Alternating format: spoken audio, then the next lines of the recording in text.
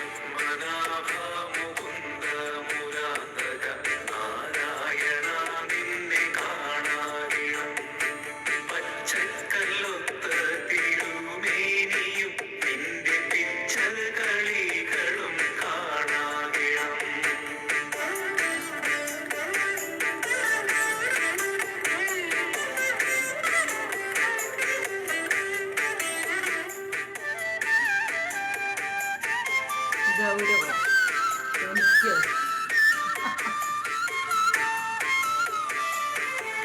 പോകണ്ട മോനപ്പം മുതലാളി. മുതലാളിയോട് കുറച്ച് ഗൗരവമുണ്ട്. ഇവിടെ ചക്കനുള്ള നാട്ടിൽ നിന്നെല്ലാം വാങ്ങിച്ചുകൊണ്ട് വന്ന് തിന്നണമെന്നല്ല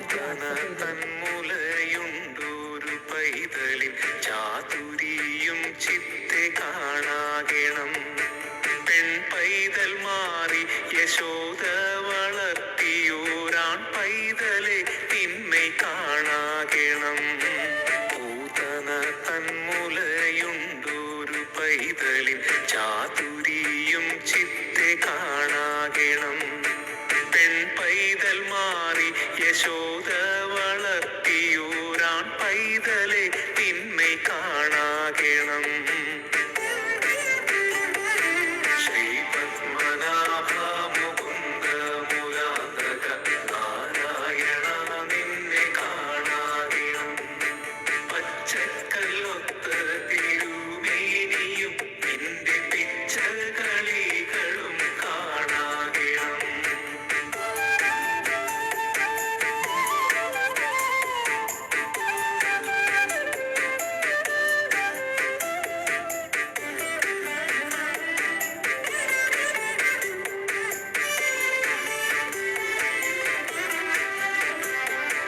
പേരും പെരുപ്പവും ചെല്ലവല്ലായ്കയും പത്മനാഭ നിന്നെ കാണാകണം. പൈപ്പരുത്തച്ചിമാർ വീടുകളിൽ പുക്കുവെണ്ണ കട്ടുണ്ണിയെ കാണാകണം. പേരും പെരുപ്പവും ചെല്ലവല്ലായ്കയും പത്മനാഭ നിന്നെ കാണാകണം. പൈപ്പരുത്തച്ചിമാർ വീടുകളിൽ പുക്കുവെണ്ണ കട്ടുണ്ണിയെ കാണാകണം. ശ്രീ പത്മനാഭ മുകുന്ദ മുരാന്തക നാരായണ നിന്നെ കാണാകണം. പച്ചക്കല്ലൊത്ത തിരുമേനിയും നിന്റെ പിച്ചകളികളും കാണാകണം.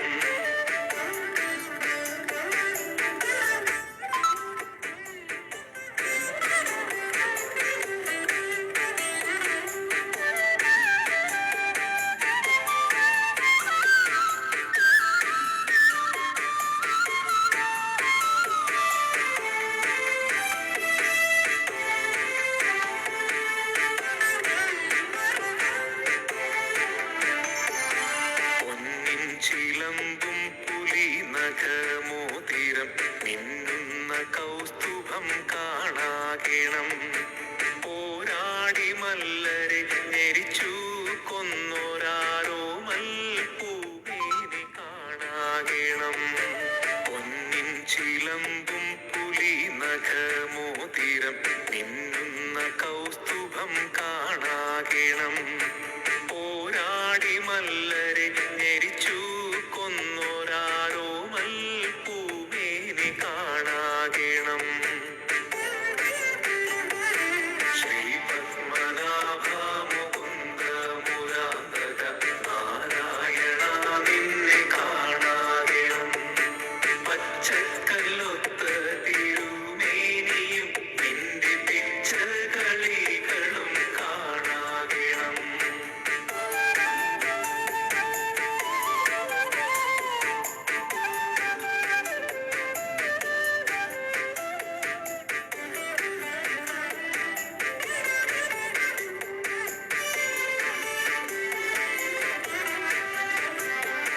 പൗരുഷം കൊണ്ടു 14 ലോകവും പാലിച്ച കോലത്തെ കാണാകണം. പാശം കൊണ്ടന്തകൻ കെട്ടിയിഴയ്ക്കുമ്പോൾ ആലസ്യം തീർത്തെന്നെ കാണാകണം. പൗരുഷം കൊണ്ടു 14 ലോകവും പാലിച്ച കോലത്തെ കാണാകണം. പാശം കൊണ്ടന്തകൻ കെട്ടിയിഴയ്ക്കുമ്പോൾ ആലസ്യം തീർത്തെന്നെ കാണാകണം. ശ്രീ പത്മനാഭ മുകുന്ദ മുരാന്തക നാരായണ നിന്നെ കാണാകണം. പച്ചക്കല്ലൊത്ത തിരുമേനിയും നിന്റെ പിച്ചകളികളും കാണാകണം. ശ്രീ പത്മനാഭ മുകുന്ദ മുരാന്തക നാരായണ നിന്നെ കാണാകണം. ഹരേ കൃഷ്ണ. മെസ്സേജ് അയച്ചിട്ടുണ്ടല്ലേ വാട്സപ്പിലേക്ക് മഞ്ജരീസിൻ്റെ. നോക്കാം കേട്ടോ. ഇന്ന് നോക്കാൻ സമയം കിട്ടിയിട്ടില്ല, നോക്കാം. പിന്നെ രാജലക്ഷ്മി അമ്മ ഈ നാമം എപ്പോഴും ചൊല്ലാറുണ്ടെന്ന് പറഞ്ഞു, അതിൽ സന്തോഷം. പ്രീത മാതാജി പറയുന്നു ഈ നാമം ആദ്യമായിട്ടാണ് കേൾക്കുന്നത്. വിളിക്കാം സൂര്യ മാതാജി, നാളെ വിളിക്കാം. ഞാൻ നാളെ വൈകുന്നേരം വിളിക്കാം കേട്ടോ. ഇന്ന് വിളിക്കാമെന്ന് വിചാരിച്ചു, അപ്പോഴേക്കും എനിക്ക് 1-2 കാര്യങ്ങളിൽ തിരക്കായിപ്പോയി, അതുകൊണ്ടാണ്, ക്ഷമിക്കണം. നാളെ വൈകിട്ട് എന്തായാലും വിളിക്കാം. അപ്പോൾ അതിലും ഒരുപാട് സന്തോഷം. പിന്നെ ഏകാദശിയാണ്, പോസ്റ്റർ എല്ലാവരും കണ്ടിരിക്കുമെന്ന് വിശ്വസിക്കുന്നു. മഞ്ജരീസിന്റെ പോസ്റ്റർ എല്ലാവർക്കും ഇഷ്ടമായോ? ഞാൻ അത് ചോദിക്കട്ടെ. എങ്ങനെയുണ്ട് നമ്മുടെ മഞ്ജരീസിന്റെ ഏകാദശി പോസ്റ്റർ? ഫേസ്ബുക്കിൽ ഞാൻ ഇട്ടിട്ടുണ്ടായിരുന്നു, നമ്മുടെ ഗ്രൂപ്പിൽ ഇട്ടിട്ടുണ്ടായിരുന്നു. പിന്നെ മഞ്ജരീസിന്റെ കോൺടാക്ട് നമ്പർ നമ്മുടെ കുടുംബാംഗങ്ങളെല്ലാം ഇങ്ങനെ കമന്റ്സിൽ ഷെയർ ചെയ്യുമ്പോൾ ഒരുപാട് സന്തോഷം തോന്നുന്നു. കാരണം അവരെല്ലാവരും നെഞ്ചിൽ ഏറ്റി വെച്ചിരിക്കുന്നു മഞ്ജരീസിനെ. ഇത്ര കാലവും ഞാൻ പറഞ്ഞുകൊണ്ടിരുന്ന ഓരോ കാര്യങ്ങളും നിങ്ങളിങ്ങനെ ടൈപ്പ് ചെയ്തിടുമ്പം സീരിയസ്ലി ഞാൻ ഭയങ്കര ഹാപ്പിയാണ്, സന്തോഷം. നമ്മുടേതാണ് മഞ്ജരീസ് അല്ലേ, നമ്മുടെ കുടുംബമാണ് മഞ്ജരീസ്. ലോകത്തിന്റെ പല ഭാഗങ്ങളിലുള്ള ഒരുപാട് വ്യത്യസ്ത തലങ്ങളിലുള്ള ആളുകൾ എല്ലാവരും കൂടി ചേർന്ന ഒരു കൂട്ടുകുടുംബമാണ് മഞ്ജരീസ് എന്ന് പറയുന്നത്. ഒരുപാട് പേരെ ഞാൻ കണ്ടിട്ടുണ്ട്, ഒത്തിരി പേരെ കണ്ടിട്ടില്ല. കാണാനുള്ള ഒരു അവസരം എന്ന് പറയുന്നത് ഗുരുവായൂർ മഞ്ജരീസിന്റെ ഗെറ്റ് ടുഗദർ ആണ്. നമ്മൾ എല്ലാ വർഷവും ഗുരുവായൂരിൽ വെച്ചിട്ടാണ് അത് നടത്താറ്. വൈകാതെ നമ്മുടെ ഗെറ്റ് ടുഗദർ അനൗൺസ് ചെയ്യുന്നതായിരിക്കും. അതിനിടയിൽ ഒരു തിരുപ്പതി യാത്രയുണ്ട്, അത് കഴിഞ്ഞിട്ട് നമ്മൾ ഗെറ്റ് ടുഗദർ അനൗൺസ് ചെയ്യും. സാധിക്കുന്ന എല്ലാവരും വരിക. മേ ബി എനിക്ക് തോന്നുന്നു ഒരു ദിവസത്തേക്കൊക്കെ ആയിരിക്കും ഗെറ്റ് ടുഗദർ. ഒരു ദിവസമാണ് ഗെറ്റ് ടുഗദർ, അപ്പോൾ ഒരു ദിവസത്തേക്കൊക്കെ വരും എല്ലാവരും. പക്ഷെ വന്നു കഴിഞ്ഞാലോ 2 ദിവസം കഴിയാതെ പോവില്ല. അതാണ് അതിൻ്റെ ഒരു രസകരമായ ഒരു അനുഭവം എന്ന് പറയുന്നത്. അവിടെ വലിപ്പ ചെറുപ്പങ്ങളില്ല, പ്രായഭേദമില്ല, എല്ലാവരും ഒരേപോലെയാണ്. അവരെ പരിചയമില്ല, ഇവരെ പരിചയമില്ല. നോർമലി നമ്മളൊരു ഫാമിലിയിൽ ഒരു കല്യാണത്തിനൊക്കെ പോകുമ്പം കുറച്ച് നാണമൊക്കെ ഉണ്ടാവും. അവിടെ അങ്ങനെ ആരെയും അറിയില്ല, അല്ലെങ്കിൽ അങ്ങനെ എങ്ങനെ എന്നൊക്കെ ഉള്ളൊരു ഇതുണ്ടാവും. പക്ഷെ മഞ്ജരീസിൽ അങ്ങനത്തെ ഒരു പ്രശ്നമേ ഇല്ല എന്നുള്ളതാണ്. എല്ലാവരും എന്താ പറയുക, എല്ലാവരും ഞാൻ ലാസ്റ്റ് ഗെറ്റ് ടുഗദറിലൊക്കെ ഇങ്ങനെ ഞാൻ ആലോചിച്ചിരുന്നു, എല്ലാവരും ഒരു ഭയങ്കര ഒരു പരിചയമുള്ള പോലെ, ഭയങ്കര രസമാണ്. കാരണം അവരങ്ങ് ഐഡന്റിഫൈ ചെയ്യുന്നു ഈ FB പേര് പറയുമ്പോഴേക്കും. അതെനിക്ക് ഭയങ്കര സന്തോഷമുള്ള കാര്യമാണ്. അതുപോലെ മുന്നോട്ട് പോവുക ഒരേ മനസ്സോടെ. ഭഗവാൻ എന്നും കൂടെ ഉണ്ടാവും. ജീവിതത്തില് ഉയർച്ചയും താഴ്ചയൊക്കെ സ്വാഭാവികമാണ്. ആരോഗ്യവും അനാരോഗ്യവും എന്താ പറയാ സ്വാഭാവികമാണ്. അതൊന്നും സാരമില്ല, ഒക്കെ ശരിയായിക്കോളും. എല്ലാ പ്രശ്നങ്ങളും ഭഗവാൻ മാറ്റിത്തരും. കാരണം നമ്മൾ ഭഗവാന്റെ തൃപാദങ്ങളിൽ അടിയുറച്ച് വിശ്വസിക്കുന്നുണ്ട്. ഭഗവാൻ മാത്രമേ നമുക്കുള്ളൂ. 1-2 കാര്യങ്ങളിലൂടെ ഭഗവാൻ എപ്പോഴും നമ്മളെ പരീക്ഷിച്ചുകൊണ്ടേയിരിക്കും. ഒരുപാട് സൗകര്യങ്ങളും സമാധാനവും ജോലിയും എല്ലാം തന്നിട്ട് നമ്മൾക്ക് നന്ദിയുണ്ടോ എന്ന് ഭഗവാൻ നോക്കും. നമ്മൾക്ക് നന്ദിയുണ്ടോ എന്ന് ഭഗവാൻ എപ്പോഴും നോക്കിക്കൊണ്ടേയിരിക്കും. അങ്ങനെ അത് അപ്പം നമുക്ക് സൗകര്യങ്ങളും കാര്യങ്ങളൊക്കെ ആകുമ്പോൾ നമ്മൾ എന്താ പറയാ, ഇന്ന് ഇനിയിപ്പോൾ വിളക്ക് വെക്കണ്ടല്ലേ, ഇന്ന് നാമം ചൊല്ലണ്ടേ, ഈ ഏകാദശി പോട്ടെ. അപ്പൊ അതിന്റെ അർത്ഥം എന്താണ്? നമ്മൾ സാത്വികമായ ഒരു ആത്മീയ ജീവിതത്തിൽ നിന്ന് പിൻവാങ്ങുന്നു, അല്ലെങ്കിൽ സുഖസൗകര്യങ്ങളിൽ നമ്മൾ മായ പിടിച്ച പോലെ കിടക്കുന്നു എന്നുള്ള ഒരു അവസ്ഥയിലേക്ക് പോകുമ്പോൾ സ്വാഭാവികമായിട്ടും അന്ന് വരെ നമുക്ക് ഉണ്ടായിരിക്കുന്ന എല്ലാ ശാന്തിയും സമാധാനവും പ്രശ്നങ്ങളിൽ നിന്നുള്ള മോചനിക്കാനുള്ള ആ ഒരു മനസ്ഥിതിയും എല്ലാം പിന്മാറും. അകാരണമായ ടെൻഷൻ, തലവേദന, വെപ്രാളം, ഒരു സുഖകരമല്ലാത്ത അവസ്ഥ, ഒന്നിനും ശ്രദ്ധയില്ലായ്മ, അല്ലെങ്കിൽ തൊട്ടതിനും പിടിച്ചതിനെല്ലാം ദേഷ്യം, പ്രതീക്ഷയില്ലാത്തൊരു ജീവിതം, നഷ്ടങ്ങൾ, ഇതെല്ലാം നമുക്ക് വന്നു ചേരും. ഭഗവാൻ ഇല്ലാത്ത അവസ്ഥ എന്ന് പറയുന്നത് അശാന്തിയാണ്. എന്നാൽ ഭഗവാനുള്ള അവസ്ഥ എന്ന് പറഞ്ഞാൽ ഏത് കൊടിയ പ്രശ്നങ്ങളും നമുക്കതിനെ ഓവർകം ചെയ്യാനുള്ള ഒരു ധൈര്യം, ഒരു ചങ്കൂറ്റം. ഇനി ആരൊക്കെ നമ്മളെ വിട്ടുപോയി കഴിഞ്ഞാലും ശരി, നമ്മൾക്കതൊരു പ്രശ്നമല്ല. നമ്മൾ ഉണ്ടാവും. കാരണം നമ്മൾ അമ്മയുടെ വയറ്റിൽ നിന്ന് പുറത്തു വരുമ്പോൾ ഇന്ന ആള് കൂടെ ഉണ്ട് എന്നുള്ള പ്രതീക്ഷയിലല്ല നമ്മൾ ജീവിച്ചത് അല്ലേ. ഞാൻ എപ്പോഴും ക്ലാസ്സിൽ പറയാറുണ്ട്, ഇനി നമ്മളൊരു ട്വിൻസ് ആയിട്ടാണ് ജനിക്കുന്നതെങ്കിലും കുറച്ച് സെക്കൻഡ്സിന്റെ വ്യത്യാസത്തിലായിരിക്കും അടുത്ത കുഞ്ഞ് പുറത്തു വരുന്നത്. അപ്പൊ അങ്ങനെ നോക്കുമ്പം ഏകനായി വന്ന് ഏകനായി ജീവിച്ച് ഏകനായിട്ട് തിരിച്ചു പോകാനുള്ള ഒരു യാത്രയിൽ നമ്മൾ ഒരിക്കലും എന്ത് ചെയ്യരുത്, മനസ്സ് പതറിപ്പോവരുത്. അവിടെ നമുക്ക് എന്നും തുണയായിരിക്കുന്നത് ആരാണ്? ഈശ്വരൻ മാത്രമാണ്. ഇപ്പൊ നമ്മൾ ആരോടൊക്കെ നമ്മുടെ വിഷമങ്ങൾ പറഞ്ഞാലും ശരി, അതിന്റെ അർത്ഥം നിങ്ങൾ എന്നോട് വിഷമങ്ങൾ പറയണ്ട എന്നല്ല കേട്ടോ. തീർച്ചയായിട്ടും ഞാനത് കേൾക്കും, എനിക്ക് പറ്റുന്ന പോലെ ഞാൻ ആശ്വസിപ്പിക്കും, കൂടെ നിൽക്കും, ഞാൻ നിങ്ങൾക്ക് വേണ്ടി പ്രാർത്ഥിക്കും, എല്ലാം ചെയ്യും. പക്ഷെ ഞാൻ പറയാണ്, ഇപ്പൊ കേരളത്തിലൊക്കെ എനിക്ക് തോന്നുന്നു അയൽവക്കക്കൂട്ടമോ സംതിങ് ഏതോ ഒരു സംഭവമുണ്ട്, ഒരു കൂട്ടായ്മയുണ്ട്. അപ്പോൾ അയൽക്കൂട്ടം എന്ന് പറയുന്നു അല്ലേ, സ്ത്രീകളുടെ ഒരു കൂട്ടായ്മയുണ്ട്. അതുപോലെ തന്നെ മറ്റ് പല സംഘടനകൾ, കൂട്ടായ്മകൾ, അങ്ങനെ എന്തൊക്കെയോ കുറേ കമ്മ്യൂണിറ്റി ഉണ്ട്. പക്ഷേ ഇതിലൊക്കെ ഇല്ലാതെ പോകുന്നത് ഒരു ഐക്യതയാണ്. പലപ്പോഴും ഐക്യതയില്ലായ്മ അതിലൊക്കെ സംഭവിക്കാറുണ്ട്. എല്ലാം പറയുന്നില്ല, ചിലതൊക്കെ നല്ല മനോഹരമായിട്ട് ഐക്യത്തോടെ പോകുന്നുണ്ട്. എന്നാൽ ഒരു നാമജപ കൂട്ടായ്മ എന്ന് പറയുന്നത് എന്നും ഐക്യതയാണ്. നാമജപ കൂട്ടായ്മ എന്ന് പറയുന്നത് എന്നും ഐക്യമുള്ളതാണ്. കാരണം എന്താ? അവരുടെ ലക്ഷ്യം നാമം ജപിക്കുക എന്നുള്ളതാണ്. അവർ നാമം ജപിക്കാൻ വേണ്ടിയിട്ടാണ് അവിടെ വരുന്നത്. ആ ഒരു ലക്ഷ്യമുണ്ട്. അവരുടെ സർവ്വ പ്രശ്നങ്ങളും നാമജപത്തിലൂടെ ഭഗവാന്റെ തൃപ്പാദങ്ങളിൽ സമർപ്പിക്കണം എന്ന ഒരു ആത്മബോധത്തോടു കൂടി വരുന്നത് കൊണ്ട് അവിടെ ആ ഒരു കൂട്ടായ്മ ശക്തമായിരിക്കും. കാരണം എന്താ, അവരൊരു സൊല്യൂഷൻ തേടിയാണ് വരുന്നത്. എന്നാൽ മറ്റു കാര്യങ്ങളിൽ എന്ന് പറഞ്ഞുള്ള പ്രശ്നം എന്താണെന്ന് വെച്ച് കഴിഞ്ഞാല്, ആര് വരുന്നു, ആര് പോകുന്നു, അവരെന്ത് വസ്ത്രം ധരിക്കുന്നു, അവരെത്ര പവന്റെ മാല ഇടുന്നു, അവരിട്ടത് കുടുംബശ്രീ കറക്റ്റ്, അവരിട്ടിരിക്കുന്നത് സ്വർണമാണോ, അവരിട്ടിരിക്കുന്നത് സ്വർണമല്ലാത്തതാണോ, അവരുടെ മകള് പ്രസവിച്ചോ, ഭർത്താവ് ഇട്ടിട്ട് പോയോ, മരുമക്കൾക്ക് എന്താ പ്രശ്നം, ജോലി ഉണ്ടോ, വണ്ടി വാങ്ങിയോ, എത്ര രൂപയുടെ സാരിയാണ്, ഇങ്ങനെ നിരവധി ക്വസ്റ്റ്യൻസ് ആണ് ഈ ചുറ്റുപാടുള്ള ആ ഒരു ആളുകളുടെ ഉള്ളിലെല്ലാം ഉള്ളത്. ഇതുകൊണ്ടുണ്ടാവുന്ന പ്രശ്നം എന്താണെന്ന് വെച്ച് കഴിഞ്ഞാൽ, ഒരു ഐക്യതയില്ലായ്മയിൽ ഒരിക്കലും ഈശ്വരൻ ഉണ്ടാവില്ല. നമുക്ക് ഈശ്വരൻ ഉള്ളിടത്താണ് നമ്മൾ നിൽക്കേണ്ടത്. മനസ്സിലായില്ലേ? നമ്മൾക്ക് എവിടെയാണോ ഭഗവാൻ ഉള്ളത് ആ കൂട്ടായ്മ മതി നമുക്ക്. ഇപ്പോൾ ഞാൻ എൻ്റെ ഫ്രണ്ട്സുമായിട്ട് പഴകുന്ന സമയത്ത് പലരും വ്യത്യസ്ത സ്വഭാവക്കാരാണ്. എല്ലാവരും ചിലപ്പോൾ പൂർണ്ണമായിട്ട് സാത്വികമായ രീതിയിലായിരിക്കില്ലേ പോവുക. അതുകൊണ്ട് എനിക്ക് ചിലപ്പോൾ അവരുമായിട്ട് മിങ്കിൾ ചെയ്യാൻ സാധിക്കില്ല. പക്ഷെ ഞാൻ പോകും, കാണും, സംസാരിക്കും, ലിമിറ്റ് ആയിട്ടുള്ള റിലേഷൻഷിപ്പിൽ തിരിച്ചു വരും. കാരണം എന്താ, എൻ്റെ റൂട്ട് അതല്ല. എനിക്ക് വേറൊരു വഴിയുണ്ട്. നമ്മൾ ഏതോ സിനിമയിൽ രജനീകാന്ത് സാർ ആരോ പറഞ്ഞ പോലെ എം വഴി തനി വഴി എന്ന് പറഞ്ഞതുപോലെ നമുക്കൊരു വ്യത്യസ്തമായ ഒരു വഴിയുണ്ട് അല്ലെ. ആ വഴികളിൽ ചിലപ്പോൾ കഷ്ടപ്പാടുകൾ ഉണ്ടാവും, ഒറ്റപ്പെടൽ ഉണ്ടാവും, പ്രയാസം ഉണ്ടാവും, എല്ലാം ഉണ്ടാവും, അപമാനം ഉണ്ടാവും, ചിലപ്പോൾ ആരെങ്കിലുമൊക്കെ കുറ്റപ്പെടുത്തും, ആയിക്കോട്ടെ. പക്ഷെ എൻ്റെ ലക്ഷ്യം ഭഗവാനാണ്. അതുകൊണ്ടാണ് ഭഗവാൻ പറയുന്നത് മാർഗമല്ല ലക്ഷ്യമാണ് പ്രധാനം. നമ്മൾ പോകുന്ന വഴികളിൽ പല പ്രശ്നങ്ങളുണ്ടാവും. ആ മാർഗമല്ല നമ്മുടെ ഇമ്പോർട്ടന്റ് എന്ന് പറയുന്നത്. നമ്മുടെ ഇമ്പോർട്ടന്റ് ആയിട്ടിരിക്കുന്നത് എന്താണ്, നമ്മുടെ ലക്ഷ്യമാണ്. ലക്ഷ്യം ഈശ്വരനാണ്. മനസ്സിലായില്ലേ? ആ പൂർണ്ണമായ സത്യത്തിലേക്ക് അടുക്കുമ്പോൾ പല കഷ്ടപ്പാടുകൾ ഉണ്ടാവും. യഥാർത്ഥമായിരിക്കുന്ന ഒരു ജീവിത രീതിയിലൂടെയാണ് പോകുന്നതെങ്കിൽ നിങ്ങൾ ഉറപ്പിച്ചോളൂ, ജീവിതത്തിൽ പ്രശ്നങ്ങൾ ഉറപ്പാണ്, സുനിശ്ചിതമായിരിക്കും നിങ്ങളുടെ പ്രശ്നങ്ങൾ. പക്ഷെ നിങ്ങൾ പോകുന്നത് ഒരു മായയിലൂടെ ഒരു വഴിയിലാണെങ്കിൽ അവിടെ നമ്മൾ നന്നായിട്ട് ഉറങ്ങാം, കുറെ നോൺ വെജ് കഴിക്കാം, കുറെ നമ്മളെ സുഖിപ്പിക്കുന്ന വർത്താനങ്ങൾ പറയുന്ന ആൾക്കാരുണ്ടാവും, പല കാര്യങ്ങളുണ്ടാവും. ഒന്നും വേണ്ട, ഒരു കല്യാണത്തിന് നല്ല രീതിക്ക് പോയി നിന്ന്, നല്ല പട്ടുസാരി നല്ലതൊക്കെ ആയിട്ട് പോയി നിന്നാൽ അസൂയ ഉള്ളിൽ വെച്ചിട്ടാണെങ്കിലും പറയും, നല്ല ഭംഗിയുണ്ട് കേട്ടോ, അങ്ങനെയാണ് ഇങ്ങനെയാണ്, നമ്മളങ്ങ് പുകഴ്ത്തും. എന്നാൽ നമ്മളൊന്ന് മാറിക്കഴിഞ്ഞാൽ അവരുടെ തനി സ്വഭാവം നമ്മൾക്ക് അറിയാൻ പറ്റും. മനസ്സിലായില്ലേ? അതുകൊണ്ട് ഇങ്ങനെയുള്ള കാര്യങ്ങളിൽ നിന്നൊക്കെ മനസ്സിനെ ഒന്ന് മാറ്റിയിട്ട് സ്വന്തമായി സന്തോഷം കണ്ടെത്തുക. ഇപ്പോൾ ഇന്ന് വൈകുന്നേരം ഞാനൊരു മാതാജിയോട് പറഞ്ഞൊരു കാര്യമുണ്ട്. രണ്ട് വ്യത്യസ്ത തലങ്ങളിൽ നിന്നായിരിക്കും നമ്മൾ വിവാഹം ചെയ്യുന്നത് അല്ലെ. ഒരമ്മയുടെ വയറ്റിൽ പറഞ്ഞ മക്കൾ തമ്മിൽ വിവാഹം ചെയ്യില്ല. അപ്പം അതെ, നമ്മളെ കളിയാക്കും. അപ്പോൾ രണ്ട് വ്യത്യസ്തമായിരിക്കുന്ന സ്വഭാവക്കാര് കല്യാണം കഴിച്ചാൽ ആദ്യത്തെ 6 മാസം എന്തായിരിക്കും, വളരെ സ്നേഹമായിരിക്കും. ആ സ്നേഹം എന്ന് പറയുന്നത് ഒരു ശാരീരിക ബന്ധത്തിന്റെ അടിസ്ഥാനമാണ്. മനസ്സിലായി? അപ്പൊ ഒരു ശാരീരിക അട്രാക്ഷൻ ഉണ്ട് അവിടെ.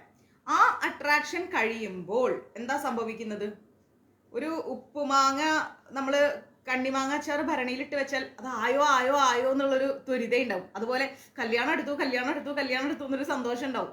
എന്നാൽ ഈ അച്ചാറ് നമ്മൾ കുറെ കാലം കഴിച്ചു കഴിഞ്ഞാലോ നമുക്ക് അതിനോട് വലിയ ഇൻട്രസ്റ്റ് ഒന്നും ഉണ്ടാവില്ല. അതേപോലെ വിവാഹം കഴിക്കുന്നത് വരെ നമുക്ക് ഭയങ്കര ഒരു സന്തോഷമാണ്. അയ്യോ എന്റെ കല്യാണം എടുത്തു, അങ്ങനെയാവണം, ഇങ്ങനെയാവണം, അതായണം, ഇത് ചെയ്യണം, അങ്ങനെ പോകണം, ഇങ്ങനെ പോകണം.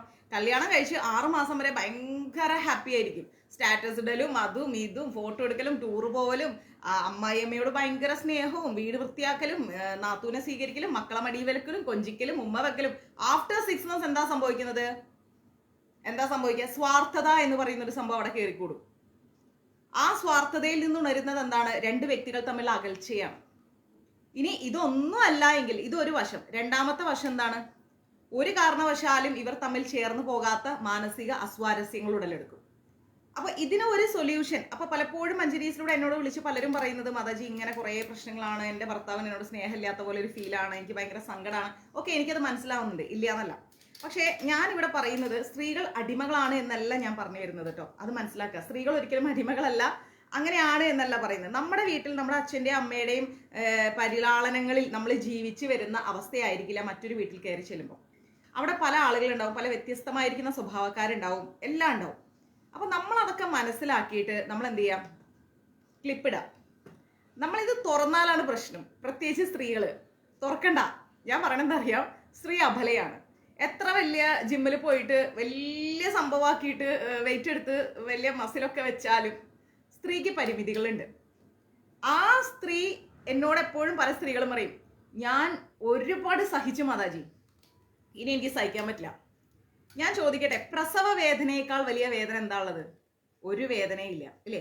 അപ്പൊ ആ പ്രസവ വേദന സഹിക്കാൻ ഒരു ശക്തിയുള്ള സ്ത്രീ, കാരണം ഒരു പുനർജന്മമാണ് പ്രസവ വേദന എന്ന് പറയുന്നത്, അത് സഹിക്കാൻ നമുക്ക് സാധിച്ചിട്ടുണ്ടെങ്കിൽ എന്തുകൊണ്ട് നമ്മളോട് നമ്മുടെ പാർട്ട്നേഴ്സ് കാണിക്കുന്ന ഈ സ്വഭാവങ്ങൾ നമുക്ക് സഹിച്ചുകൂടാം? നിങ്ങൾക്ക് ഒട്ടും പൊരുത്തപ്പെടാൻ പറ്റുന്നില്ല, ഭയങ്കരമായ പ്രയാസങ്ങളാണെങ്കിൽ നമുക്ക് ആ ലൈഫ് സെപ്പറേറ്റ് ചെയ്യാം. രണ്ട് വ്യക്തികൾ തമ്മിൽ സെപ്പറേഷൻ ആയി കഴിഞ്ഞാൽ അത് പാർട്ട്ണർഷിപ്പ് ആവട്ടെ, ദാമ്പത്യം ആവട്ടെ, നമ്മൾ പിന്നെ എങ്ങനെ എന്താ പറയാ, നുള്ളിപ്പിറക്കി എണ്ണിപ്പിറക്കി അവരെ കുറ്റം പറയുക, അവരെന്ത് ചെയ്യണോ അവരെ ഏത് ചെയ്യണോ, ഇതിനെക്കുറിച്ചൊന്നും അന്വേഷിക്കാൻ പോരുത്. നമ്മളെ റൂട്ട് വേറെ, നമ്മൾ നമ്മുടെ ജീവിതം നോക്കി മുന്നോട്ട് പോവുക. ആരെക്കുറിച്ചും നമ്മൾ പരാതി പറയാതിരിക്കുക. മനസ്സിലായില്ലേ? അപ്പൊ നമ്മൾ എന്ത് ചെയ്യാന്ന് വെച്ച് കഴിഞ്ഞാല് നമ്മൾ കുറെയൊക്കെ മിണ്ടാതിരിക്കുക, സഹിക്കുക. കാരണം എന്താ അറിയോ, സ്ത്രീകൾക്ക് സുരക്ഷിതമില്ലാത്തൊരു നാടാണ് കേരളം. ഞാൻ ഓപ്പൺ ആയിട്ട് പറയും. ഇവിടെ എനിക്ക് ചെന്നൈയിൽ രാത്രി ഒരു 11 മണിക്കോ 12 മണിക്കോ ഞാനൊരു ക്യാബ് പിടിച്ച് ഒരു 1:30 മണിക്കൊക്കെ ഞാൻ ഷൂട്ട് കഴിഞ്ഞ് വന്ന ദിവസങ്ങളുണ്ട്, 2 മണിക്കൊക്കെ വന്ന ദിവസങ്ങളുണ്ട്. ഒലേ ബുക്ക് ചെയ്ത് എനിക്ക് വരുന്നെങ്കിൽ എനിക്ക് ആരെയും പേടിക്കേണ്ട കാര്യമില്ല, ഞാൻ സേഫായിട്ട് എൻ്റെ വീട്ടിലെത്തും. മനസ്സിലായില്ലേ? കറക്റ്റായിട്ട് ഞാൻ എൻ്റെ വീട്ടിലെത്തും. എന്നാൽ കേരളത്തിൽ നമുക്ക് അത് അത്രയും ഉറപ്പിച്ചു പറയാൻ പറ്റാത്ത സാഹചര്യത്തിലേക്കാണ് കേരളം പോയിക്കൊണ്ടിരിക്കുന്നത്. അത് മലയാളീസ് എന്നല്ല ഞാൻ പറയുന്നത്, ഞാനും മലയാളിയാണ്, മലയാളീസിനല്ല ഞാൻ പറയുന്നത്. അന്യസംസ്ഥാന തൊഴിലാളികൾ എന്ന പേരിലൊക്കെ ഒരുപാട് പേര് നമ്മുടെ നാട്ടിൽ വന്ന് ജീവിക്കുന്നുണ്ട്. ജിഷ കൊലപാതകമൊക്കെ നിങ്ങൾക്ക് അറിയാം. അപ്പൊ അങ്ങനെയുള്ള പ്രശ്നങ്ങളൊക്കെ ഉണ്ടാകുമ്പോൾ നമുക്ക് സ്ത്രീകൾക്കും കുട്ടികൾക്കും കുറച്ച് അരക്ഷിതാവസ്ഥ കേരളത്തിൽ നിലനിൽക്കുന്ന സാഹചര്യം ആയതുകൊണ്ട് ദയവായി നമ്മൾ എന്ത് ചെയ്യുക, ഒറ്റയ്ക്കൊരു ജീവിതം എന്ന സ്വപ്നത്തിലേക്ക് നമ്മൾ പോകാതിരിക്കുക, സ്ത്രീകൾ പോകാതിരിക്കുക. സ്ത്രീകൾക്ക് സുരക്ഷിതത്വം വേണം. നഷ്ടപ്പെടാൻ സ്ത്രീകൾക്ക് മാത്രമേ ഉള്ളൂ. ഒരു ഗ്രാമിന് വേണ്ടി കഴുത്തറത്ത് ജീവൻ നശിപ്പിക്കുന്ന സ്ഥലമായി നമ്മുടെ കേരളം മാറിക്കൊണ്ടിരിക്കുകയാണ്. ഫേസ്ബുക്ക് എടുത്തു കഴിഞ്ഞാൽ പിഞ്ചു കുഞ്ഞെന്നോ വയോധികയെന്നോ ഇല്ല. ഒരു മരത്തിന്റെ മുകളിൽ തുണി കെട്ടി വെച്ച് കഴിഞ്ഞാൽ അതുപോലും ഉപയോഗപ്പെടുത്തുന്ന ഒരു രീതിയിലുള്ള അവസ്ഥയിലേക്ക് കേരളം മാറിക്കൊണ്ടിരിക്കുകയാണ്. അതുകൊണ്ട് ദയവായി കുടുംബം വിട്ട് പുറത്തു പോകാതിരിക്കുക. ഇത് സ്ത്രീകളോട്, എൻ്റെ സഹോദരിമാരോടും അമ്മമാരോടും അനിയത്തിമാരോടുള്ള എൻ്റെ ഏറ്റവും വലിയൊരു റിക്വസ്റ്റ് ആണ്. നിങ്ങൾ കുടുംബം വിട്ട് പുറത്തു പോകാതിരിക്കുക. കുടുംബത്തിന്റെ അകത്തുള്ള പ്രശ്നങ്ങൾ എന്ന് പറഞ്ഞു കഴിഞ്ഞാൽ അത് നമുക്ക് പറഞ്ഞു തീർത്താൽ തീരും. ഇനി നമ്മൾ സൈലന്റ് ആയാൽ തീരും, ഇനി നമ്മൾ സഹിച്ചാൽ തീരും. പക്ഷെ പുറത്ത് ഒരു അന്യന്റെ മുമ്പിൽ അവൻ ഉപദ്രവകാരിയായി മാറുന്ന സാഹചര്യത്തിൽ നമ്മൾ പെട്ടുപോയി കഴിഞ്ഞാൽ പിന്നെ നമുക്ക് തിരിച്ച് ലൈഫിൽ വരാൻ പറ്റില്ല. അതുപോലെ നിരവധി പേര് നമ്മളുടെ കുടുംബ പ്രശ്നങ്ങൾ മനസ്സിലാക്കിയിട്ട് ഫ്രണ്ട്ഷിപ്പുമായിട്ട് സോഷ്യൽ മീഡിയയിലൂടെ വരും. ഇവരാരും നമ്മളെ പൂർണ്ണമായി സംരക്ഷിക്കില്ല. മനസ്സിലായില്ലേ? മെസ്സഞ്ചർ എടുത്താൽ അവർ ചാറ്റ് ചെയ്യും നമ്മളോട്, അങ്ങനെ ഇങ്ങനെ അത് ഇത് എന്നൊക്കെ പറഞ്ഞ് ചാറ്റ് ചെയ്യും. പക്ഷെ ഒരിക്കൽ പോലും നമ്മളെ അവർ സംരക്ഷിക്കില്ല. നമ്മുടെ മക്കളെ ഒരിക്കൽ പോലും അവർ സ്വന്തം മക്കളായി കാണില്ല. അതുകൊണ്ട് ഇങ്ങനെയുള്ള ബന്ധങ്ങളിൽ ചെന്ന് ചാടാതിരിക്കുക. എത്രയോ കുഞ്ഞുങ്ങളെ കൊന്നിട്ട് കാമുകന്റെ കൂടെ പോകാൻ നിൽക്കുന്ന ഒരുപാട് സ്ത്രീകളുണ്ട്. ഇതൊക്കെ പൈശാചിക മനോഭാവമാണ്. സ്വന്തം സുഖമല്ല നോക്കേണ്ടത്. മനസ്സിലായില്ലേ? നമ്മളുടെ മക്കൾക്ക് വേണ്ടി നമ്മൾ അമ്മമാര് ജീവിക്കണം. ഫസ്റ്റ് പ്രയോറിറ്റി നമ്മളെ മക്കൾക്കായിരിക്കണം. ആ കുഞ്ഞുങ്ങൾ നമ്മുടെ വയറ്റിൽ നിന്ന് പുറത്തു വന്ന നമ്മുടെ ജീവന്റെ അംശമാണ്. ആ മക്കളെ സ്നേഹത്തോടു കൂടി ചേർത്ത് പിടിച്ച് പരിലാളനയോടുകൂടി നമ്മൾ വളർത്തിയെടുക്കാം. ആ വളർത്തുന്ന വഴികളിൽ നമുക്ക് ഒരുപാട് പ്രശ്നങ്ങൾ ഉണ്ടാവും, ഒത്തിരി പ്രശ്നങ്ങൾ ഉണ്ടാവും. അത് ഭർത്താവിൽ നിന്നുണ്ടാവും, വീട്ടുകാരിൽ നിന്നുണ്ടാവും, സ്വന്തം ഭർത്താവിന്റെ വീട്ടുകാരിൽ നിന്നുണ്ടാവും, ചിലപ്പോൾ സമൂഹത്തിൽ നിന്നുണ്ടാവും, കൂട്ടുകാരിൽ നിന്ന്. ഇതൊന്നുമല്ല നമ്മുടെ ലക്ഷ്യം. ഇതിനേക്കാൾ, ഈ പറഞ്ഞ വ്യക്തികളെക്കാളൊക്കെ മുകളിലാണ് എന്ത്? നമ്മുടെ വയറ്റിൽ നിന്ന് വന്ന നമ്മുടെ മക്കള്. ആ കുഞ്ഞുങ്ങൾക്ക് വേണ്ടിയിട്ട് നമ്മൾ എന്ത് ചെയ്യണം? സന്തോഷത്തോടെ സമാധാനത്തോടെ എല്ലാം ക്ഷമിച്ച് സഹിച്ച് ജീവിക്കണം. പരാതികളില്ല, പരിഭവങ്ങളില്ല. എങ്ങനെ നോക്കിക്കഴിഞ്ഞാലും നമ്മുടെ ഭർത്താക്കന്മാരെ പ്രൊട്ടക്ട് ചെയ്യേണ്ടത് നമ്മളാണ്.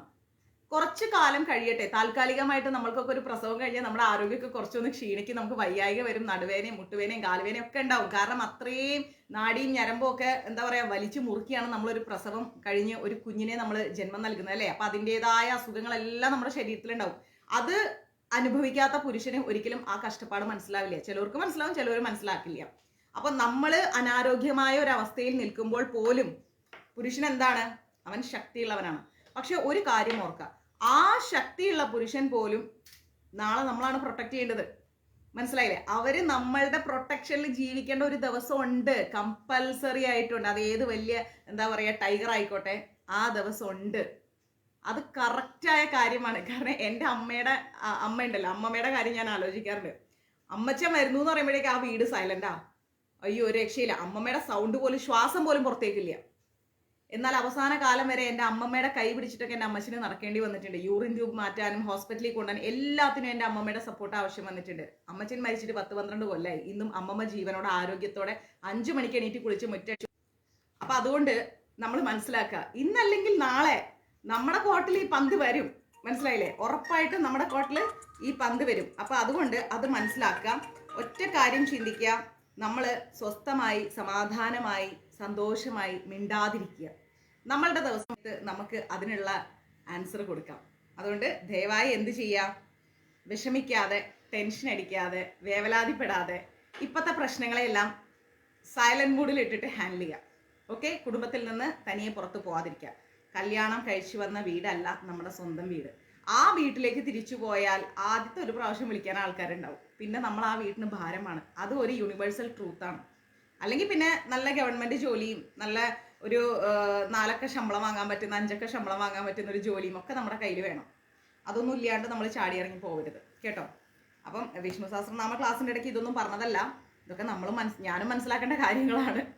പലരിൽ നിന്ന് ഞാനും പഠിച്ചുകൊണ്ടിരിക്കുന്നു പലതും. അപ്പം അതുകൊണ്ട് ജസ്റ്റ് ഒരു ടോക്ക് തന്നത് മാത്രമേ ഉള്ളൂ, മഞ്ജരീസ് ഫാമിലിക്ക് വേണ്ടി മാത്രം. Okay, Guruvayur Manjaris contact number 93 42 49 49 41. മഞ്ജരീസിൻ്റെ വാട്സപ്പ് ഗ്രൂപ്പുകളിലേക്ക് നിങ്ങൾക്കും ജോയിൻ ചെയ്യാൻ സാധിക്കുന്നതാണ്. മഞ്ജരീസിൽ നിന്ന് ഒരുപാട് ഹൈന്ദവ സംബന്ധമായ അറിവുകൾ നിങ്ങൾക്ക് ലഭിക്കും. എപ്പോഴൊക്കെയാണ് ക്ലാസ്സുള്ളത് എന്നുള്ള ഡീറ്റെയിൽസ് ലഭിക്കും. അങ്ങനെ ഒരുപാട് കാര്യങ്ങൾ മഞ്ജരീസിൻ്റെ ഗ്രൂപ്പിലൂടെ നിങ്ങൾക്ക് അറിയാൻ സാധിക്കും. യൂട്യൂബിലൂടെ ക്ലാസ് കാണുന്ന എല്ലാവരുടെയും കമൻസ് ഞാൻ കാണുന്നു. ഒരുപാട് സന്തോഷം. നിങ്ങളുമായിട്ട് എനിക്ക് ഇതുപോലെ ലൈവിൽ ഇൻട്രാക്ട് ചെയ്യാൻ പറ്റുന്നില്ല, കാരണം ഫേസ്ബുക്കിലാണ് ക്ലാസ് എടുക്കുന്നത്. പക്ഷേ നിങ്ങൾ എന്തെങ്കിലും ഡൗട്ട്സ് ഒക്കെ അതിനിടയിൽ ഇടുന്ന സമയത്ത് ഞാൻ അതിന് കമൻസിന് ആൻസർ തരുന്നതായിരിക്കും സമയം പോലെ. ഓക്കെ, അപ്പോൾ എന്തെങ്കിലും ഉണ്ടെങ്കിൽ മഞ്ജരീസിൻ്റെ വാട്സപ്പ് നമ്പറിലേക്ക് മെസ്സേജ് അയച്ചു വെച്ചോളൂ. നമ്മുടെ യൂട്യൂബിലൂടെ ക്ലാസ് കാണുന്നവരാണെങ്കിൽ, ഞാൻ യൂട്യൂബിലൂടെയാണ് ക്ലാസ് കാണുന്നത്, എൻ്റെ പേര് ഇതാണെന്ന് പറഞ്ഞ് എനിക്ക് ഞാൻ മുകളിൽ പറഞ്ഞ നമ്പറിൽ ഒരു മെസ്സേജ് ഇട്ടാൽ മതി. 93 42 49 49 41 അതിലേക്കൊരു മെസ്സേജ് തന്നാൽ മതി. ഇനി ഫേസ്ബുക്കിലൂടെയാണ് കാണുന്നതെങ്കിൽ അതിലേക്ക് അങ്ങനെ ഒരു മെസ്സേജ് തന്നാൽ മതി. ഗ്രൂപ്പിൽ ഞാൻ ആഡ് ചെയ്യുന്നതായിരിക്കും. ഓക്കെ, ഹരേ കൃഷ്ണ.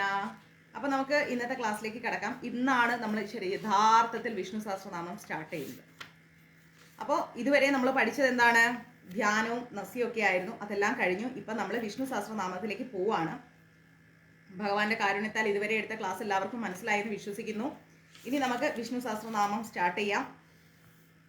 ഓം നമോ ഭഗവതേ വാസുദേവായ. ഓക്കെ മാ. അപ്പോൾ വിഷ്ണു സഹസ്രനാമത്തിൻ്റെ ക്ലാസ് സ്റ്റാർട്ട് ചെയ്യാണ്. ശ്രദ്ധിച്ച് കേൾക്കുക. ഇനി ഞാൻ ഓരോ വാക്കിൻ്റെയും അർത്ഥം വെച്ച് പറഞ്ഞുതരും. ഓക്കെ. ഓം വിശ്വം വിഷ്ണുർ വഷ്ടകാരോ. ഓം വിശ്വം വിഷ്ണുർ വഷ്ടകാരോ. ഭൂത ഭവ്യ ഭവത് പ്രഭു. ഓം വിഷ്ണുർ വഷ്ടകാരോ ഭൂത ഭവ്യ ഭവത് പ്രഭു. ഭൂതകൃത് ഭൂതഭൃത് ഭാവോ. ഭൂതകൃത് ഭൂതഭൃത് ഭാവോ. ഭൂതാത്മാ ഭൂതഭാവന. തീർച്ചയായിട്ടും കാണും കുഞ്ഞിനെ. അപ്പോൾ ആ 2 ലൈൻ്റെ അർത്ഥം നമുക്ക് നോക്കാം. ഒരു വട്ടം കൂടെ എൻ്റെ കൂടെ വായിക്കുക. ഓം വിശ്വം വിഷ്ണുർവഷ്ടകാരോ ഭൂതഭവ്യഭവ പ്രഭു. ഭൂതകൃത് ഭൂതഭൃത് ഭാവോ. ഭൂതാത്മാ ഭൂതഭാവന. ഓക്കെ, ഇതിൻ്റെ അർത്ഥം എന്ന് പറഞ്ഞു കഴിഞ്ഞാൽ, ഓം വിശ്വം എന്ന് പറഞ്ഞാൽ വിശ്വം എന്താണ്? ലോകമാണ് അല്ലേ?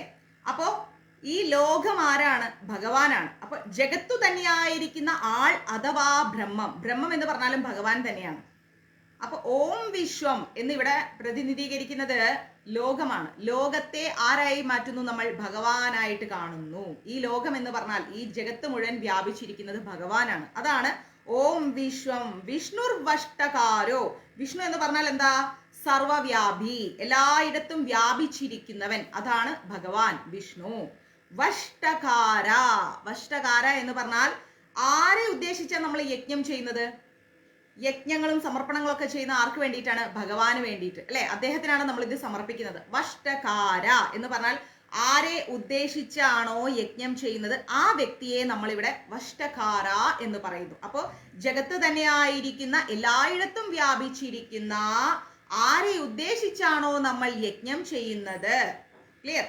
ഇനി ഭൂത ഭവ്യ ഭവത് പ്രഭു എന്ന് വെച്ചാല് ഭൂതം, ഭാവി, വർത്തമാനം, കഴിഞ്ഞു പോയത്, ഇന്നുള്ളത്, നാളെയുള്ളത്. ഭൂതം, വൈഫൈ കട്ടായിക്കൊണ്ടിരിക്കുക, ക്ഷമിക്കണം കേട്ടോ. ഭൂത ഭവ്യ ഭവത് പ്രഭു.